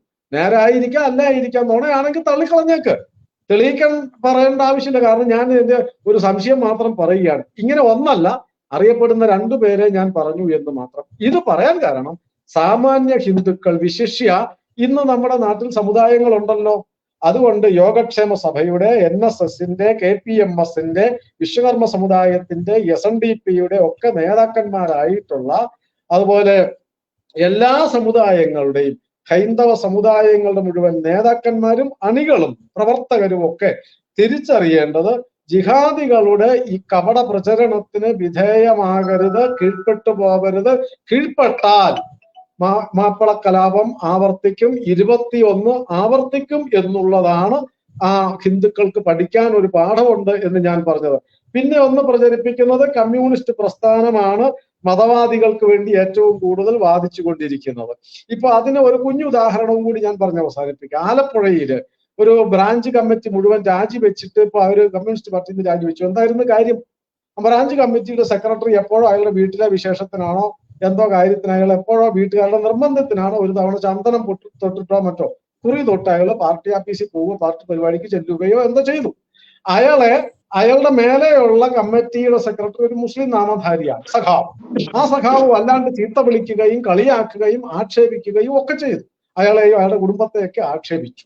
കുറച്ചു നാൾ കഴിഞ്ഞ് പാർട്ടിയുടെ തന്നെ പരിപാടിക്ക് പതാക ഉയർത്താൻ, പാർട്ടി പതാക ഉയർത്താൻ വന്നത് ഈ മേലെയുള്ള നേതാവ് സഖാവ് മുസ്ലിമിന്റെ അച്ഛൻ നേതാവാണ്. തൊപ്പി വെച്ചുകൊണ്ടാണ് വന്നത്. ഇയാൾ അത് ചോദ്യം ചെയ്തു. ചോദ്യം ചെയ്തപ്പോൾ അത് അഭിപ്രായ വ്യത്യാസമായി. അത് ചോദ്യം ചെയ്യാൻ പാടില്ലല്ലോ. മുസ്ലിം സഖാവിനെ ചോദ്യം ചെയ്യാൻ പാടില്ല, ഹിന്ദു സഖാവിനെ എന്ത് വേണേലും ചോദിക്കാം. അങ്ങനെ നാണം കെട്ട അപമാനം കൊണ്ട് ഗതി കെട്ടിട്ടാണ് ആ കമ്മിറ്റിയിലെ മുഴുവൻ ഹിന്ദു നാമധാരികളും രാജിവെച്ച് വേറെ ഏതെങ്കിലും പാർട്ടി ചേർന്നോ എന്നൊന്നും എനിക്കറിയില്ല, അതെന്റെ വിഷയമല്ല. ഞാൻ പറഞ്ഞത് ഇതൊരു പാഠമാണ്. 21 പാഠം ഹിന്ദുക്കൾക്കുള്ള പാഠം എന്ന് പറഞ്ഞാൽ ജാതി പറഞ്ഞും പേര് പറഞ്ഞും ഹിന്ദുക്കളെ തമ്മിൽ തല്ലിക്കുകയും ഹിന്ദുക്കളല്ല എന്ന് സ്ഥാപിക്കാൻ ശ്രമിക്കുകയും ചെയ്യുന്നത് കമ്മ്യൂണിസ്റ്റുകളും ജിഹാദികൾ കൂലിക്കെടുത്ത നമ്മുടെ നാട്ടിലെ ഈ കപട ബുദ്ധിജീവികളുമാണ്. അവരുടെ വാദം കേട്ട് ഹിന്ദു സമുദായ നേതാക്കന്മാരോ സമുദായ അംഗങ്ങളോ ഹിന്ദുക്കളോ അത് ചതിയിൽ വീണാൽ യോഗേന്ദ്രനാഥ് മണ്ഡലിന് പറ്റിയ അതേ ഗതികേട് കേരളത്തിലെ ഓരോ ഹിന്ദു സമുദായത്തിനും ഉണ്ടാകും. അന്ന് നിലവിളിക്കാതിരിക്കണമെങ്കിൽ മാപ്പിള കലാപത്തിന്റെ ചരിത്രത്തിൽ ഈഴവർക്കും ദളിതർക്കും പിന്നോക്കക്കാർക്കും ഒക്കെ പറ്റിയ ദുരന്തം എന്താണ് എന്ന ചരിത്രത്തിൽ നിന്ന് പാഠം പഠിക്കണം എന്ന് മാത്രമാണ് എനിക്ക് ഈ 123 വർഷമായല്ലോ ഈ സന്ദർഭത്തിൽ കേരളത്തിലെ ഹിന്ദു സമൂഹത്തിനോട് ഓരോ സമുദായ നേതാക്കന്മാരോടും പ്രവർത്തകരോടും അണികളോടും അഭ്യർത്ഥിക്കാനുള്ളത്. അതാണ് മാപ്പിള കലാപത്തിന്റെ പാഠം, ഹിന്ദുക്കൾക്കുള്ള പാഠം എന്നാണ് ഞാൻ വിചാരിക്കുന്നത്. നമസ്കാരം. എന്തായാലും 103 വർഷങ്ങൾക്കിപ്പുറം അല്ല ഈ വർഗീയ കലാപം അതല്ലെങ്കിൽ ഈ മുസ്ലിം ഭീകരത താണ്ഡവം ആടിയിട്ടുള്ളത് എന്ന് കൃത്യമായിട്ടും, അതായത് 6-ാം നൂറ്റാണ്ട് മുതൽ തന്നെ ഇങ്ങോട്ട് നോക്കിക്കഴിഞ്ഞാൽ ആ ചരിത്രം തന്നെ ആവർത്തിച്ചിട്ടുള്ള ആ ഒരു ചരിത്രമേ ഉള്ളൂ. ഇനി 1921 ശേഷവും മുൻപും തന്നെ ഭാരതത്തിന്റെ ചരിത്രം എടുത്തു നോക്കിയാലും അധിനിവേശം നടത്തിയിട്ടുള്ള ഒരു ഇസ്ലാമിസ്റ്റ് ആയിട്ടുള്ള ഒരാളും നടത്തിയിട്ടുള്ളത് നല്ല കാര്യങ്ങളൊന്നുമല്ല എന്നുള്ളത് അറിയാം. അതിനെ നമ്മൾക്ക് കലാപം എന്ന് പേരിട്ട് വിളിക്കാൻ പോലുമുള്ള അവകാശം തന്നിട്ടില്ല. മാത്രമല്ല 1921 13,000-ലധികം വരുന്ന ഹിന്ദുക്കളെ വെട്ടിക്കൂട്ടിയ ആ ഒരു ചരിത്രത്തെ പോലും ഇവിടെ കർഷക സമരമാക്കി നമ്മുടെ കുഞ്ഞു മക്കളെ പോലും ഇന്നും പഠിപ്പിക്കുന്നുണ്ടെങ്കിൽ. പറയൂ സാർ. ഒരു കാര്യം കൂടെ പരാമർശിക്കണം. ഇപ്പൊ നമ്മുടെ നാട്ടിലെ ഈ ജിഹാദികൾ പ്രചരിപ്പിക്കുന്ന ഒരു ചരിത്രപരമായ ഒരു മണ്ഡലത്തിനെ കൂടെ ഞാൻ സൂചിപ്പിക്കാം. കാരണം നമ്മളെല്ലാവരും അറിഞ്ഞിരിക്കേണ്ടതാ. അതായത് 800 വർഷക്കാലം ഞങ്ങൾ ഭരിച്ചിട്ടും ഭാരതത്തെ ഇസ്ലാമിക രാജ്യമാക്കിയില്ലല്ലോ എന്നൊരു പ്രചാരണം നടക്കുന്നു. ആ പ്രചാരണത്തിന് കൂടുതൽ ഗവേഷണം ഒന്നും വേണ്ട. ഈ 800 വർഷത്തിനിടയിൽ എങ്ങനെയാണ് അഫ്ഗാനിസ്ഥാൻ പോയത്, എങ്ങനെയാണ് ബംഗ്ലാദേശ് പോയത്, എങ്ങനെയാണ് പാകിസ്ഥാൻ പോയത് എന്ന ചരിത്രം ഈ വിഡ്ഢികൾക്ക് അറിയാം. പക്ഷെ സാമാന്യ ഹിന്ദു അറിയണം. ഒപ്പം തന്നെ ഈ 800 വർഷത്തിനിടയിൽ പോരാടി ഹിന്ദു സമൂഹത്തെയും ഭാരതത്തെയും രക്ഷിച്ച അനേകം ആൾക്കാരുണ്ട്. ഛത്രപതി ശിവജിയുണ്ട്, രജപുത്രന്മാരുണ്ട്, റാണാ പ്രതാപനുണ്ട്. സിഖ് മതം ഉണ്ടായത് ഇസ്ലാമിക ആക്രമണത്തെ ചെറുക്കാൻ വേണ്ടി ഉണ്ടാക്കിയ ഒരു മതമാണ്. അവരുടെയൊക്കെ പോരാട്ടങ്ങളെ കൊണ്ടാണ് ഇപ്പോൾ ഈ 141 കോടി ഭാരതീയരെങ്കിലും അവശേഷിക്കുന്നത്. അത് അവര് വെറുതെ പോയിട്ടല്ല, സൗജന്യമാക്കിയിട്ടല്ല, ഭാരതത്തിന്റെ 1/3 ഭാഗത്തോളം നഷ്ടപ്പെടുത്തിയിട്ടാണ് എന്ന ചരിത്രവും കൂടി കേൾവിക്കാരും നമ്മളും പഠിക്കണം. ഇനിയെങ്കിലും നമ്മുടെ മക്കൾ ഇതുപോലെ പച്ച നുണകൾ പഠിപ്പിച്ച് ജിഹാദികളെ വെളുപ്പിച്ചെടുത്തുകൊണ്ട് ധീര പോരാട്ടം വീരന്മാരാക്കി മാറ്റുന്ന ആ ചരിത്രം മാറാൻ ഉതകുന്ന രീതിയിലേക്ക് പകാബ സുരേന്ദ്രൻജി ആയാലും രാമസിംഹൻജി ആയാലും ജാമിദ ടീച്ചർ ആയാലും കൃത്യമായിട്ടും വിവരങ്ങൾ പാസ് ചെയ്തിട്ടുണ്ട്. ഇനി ഇത് മാക്സിമം ആളുകളിലേക്ക് എത്തിക്കുക. ഇത് കാണുന്ന ഹിന്ദുക്കൾ, ഇപ്പൊ എനിക്ക് തോന്നുന്നു ഏകദേശം 5000-ലധികം ആളുകൾ ഇപ്പോൾ തന്നെ ഈ ഒരു ചർച്ച കണ്ടുകൊണ്ടിരിക്കുന്നുണ്ട് എന്നുള്ളതാണ്. അപ്പൊ അത്തരത്തിലുള്ള ആളുകളിലേക്ക് ഈ വിവരം എത്തുമ്പോൾ അത് കൂടുതൽ ആളുകളിലേക്ക് എത്തിക്കൊണ്ട് തലച്ചോറിന്റെ ഉള്ളിലേക്ക് ഇനിയുള്ള ഹിന്ദുക്കൾക്കെങ്കിലും, അതല്ലെങ്കിൽ ഇവിടെ മതേതരനാണ് ഞാനെന്നും പറഞ്ഞ് നടക്കുന്ന സഖാക്കന്മാർക്കും കോൺഗ്രസ്സുകാർക്കും ഒക്കെ മനസ്സിലാക്കാനുള്ള ഒരു പാഠമായിട്ട് നമ്മുടെ ബംഗ്ലാദേശിൽ ഇന്ന് ലൈവായിട്ട് നടക്കുന്നുണ്ട്. അത് കണ്ടാൽ മതി, അതിനെക്കുറിച്ച് ചിന്തിക്കേണ്ട. എന്നിട്ട് ഈ 1921 കുറിച്ച് നിങ്ങൾ ഈ ചരിത്രം അല്പമെങ്കിലും വായിക്കുക. ചെറിയ വെളിച്ചമെങ്കിലും പകരട്ടെ നമ്മുടെ ഈ ചർച്ച എന്ന് ആശംസിക്കുകയാണ്. എന്തായാലും നമ്മുടെ വിശിഷ്ട അതിഥികൾക്ക് എല്ലാവർക്കും ഒരുപാട് നന്ദിയുണ്ട് നമ്മുടെ ഈ ചർച്ചയിൽ വന്ന് ഈ കാര്യങ്ങൾ അവതരിപ്പിച്ചത്. മാത്രമല്ല തൽക്കാലം നേരം വൈകിയത് കൊണ്ട് തന്നെ തൽക്കാലം നമുക്ക് ഈ സെഷൻ ഇവിടെ വൈൻഡപ്പ് ചെയ്യാം. എല്ലാ അതിഥികൾക്കും നന്ദി, നമസ്കാരം. അതുപോലെ തന്നെ മാന്യ പ്രേക്ഷകർക്ക് ഒരുപാട് സ്നേഹം, നന്ദി, നമസ്കാരം. ജയ് ഹിന്ദ്, ജയ് ശ്രീറാം. ടീച്ചർക്കും രാമസിംഹംജിക്കും നമസ്കാരം. കുറെ നാളായി നമസ്കാരം. കണ്ടിട്ട്. നമസ്കാരം പ്രഭാജി. നമസ്കാരം. ഓക്കെ.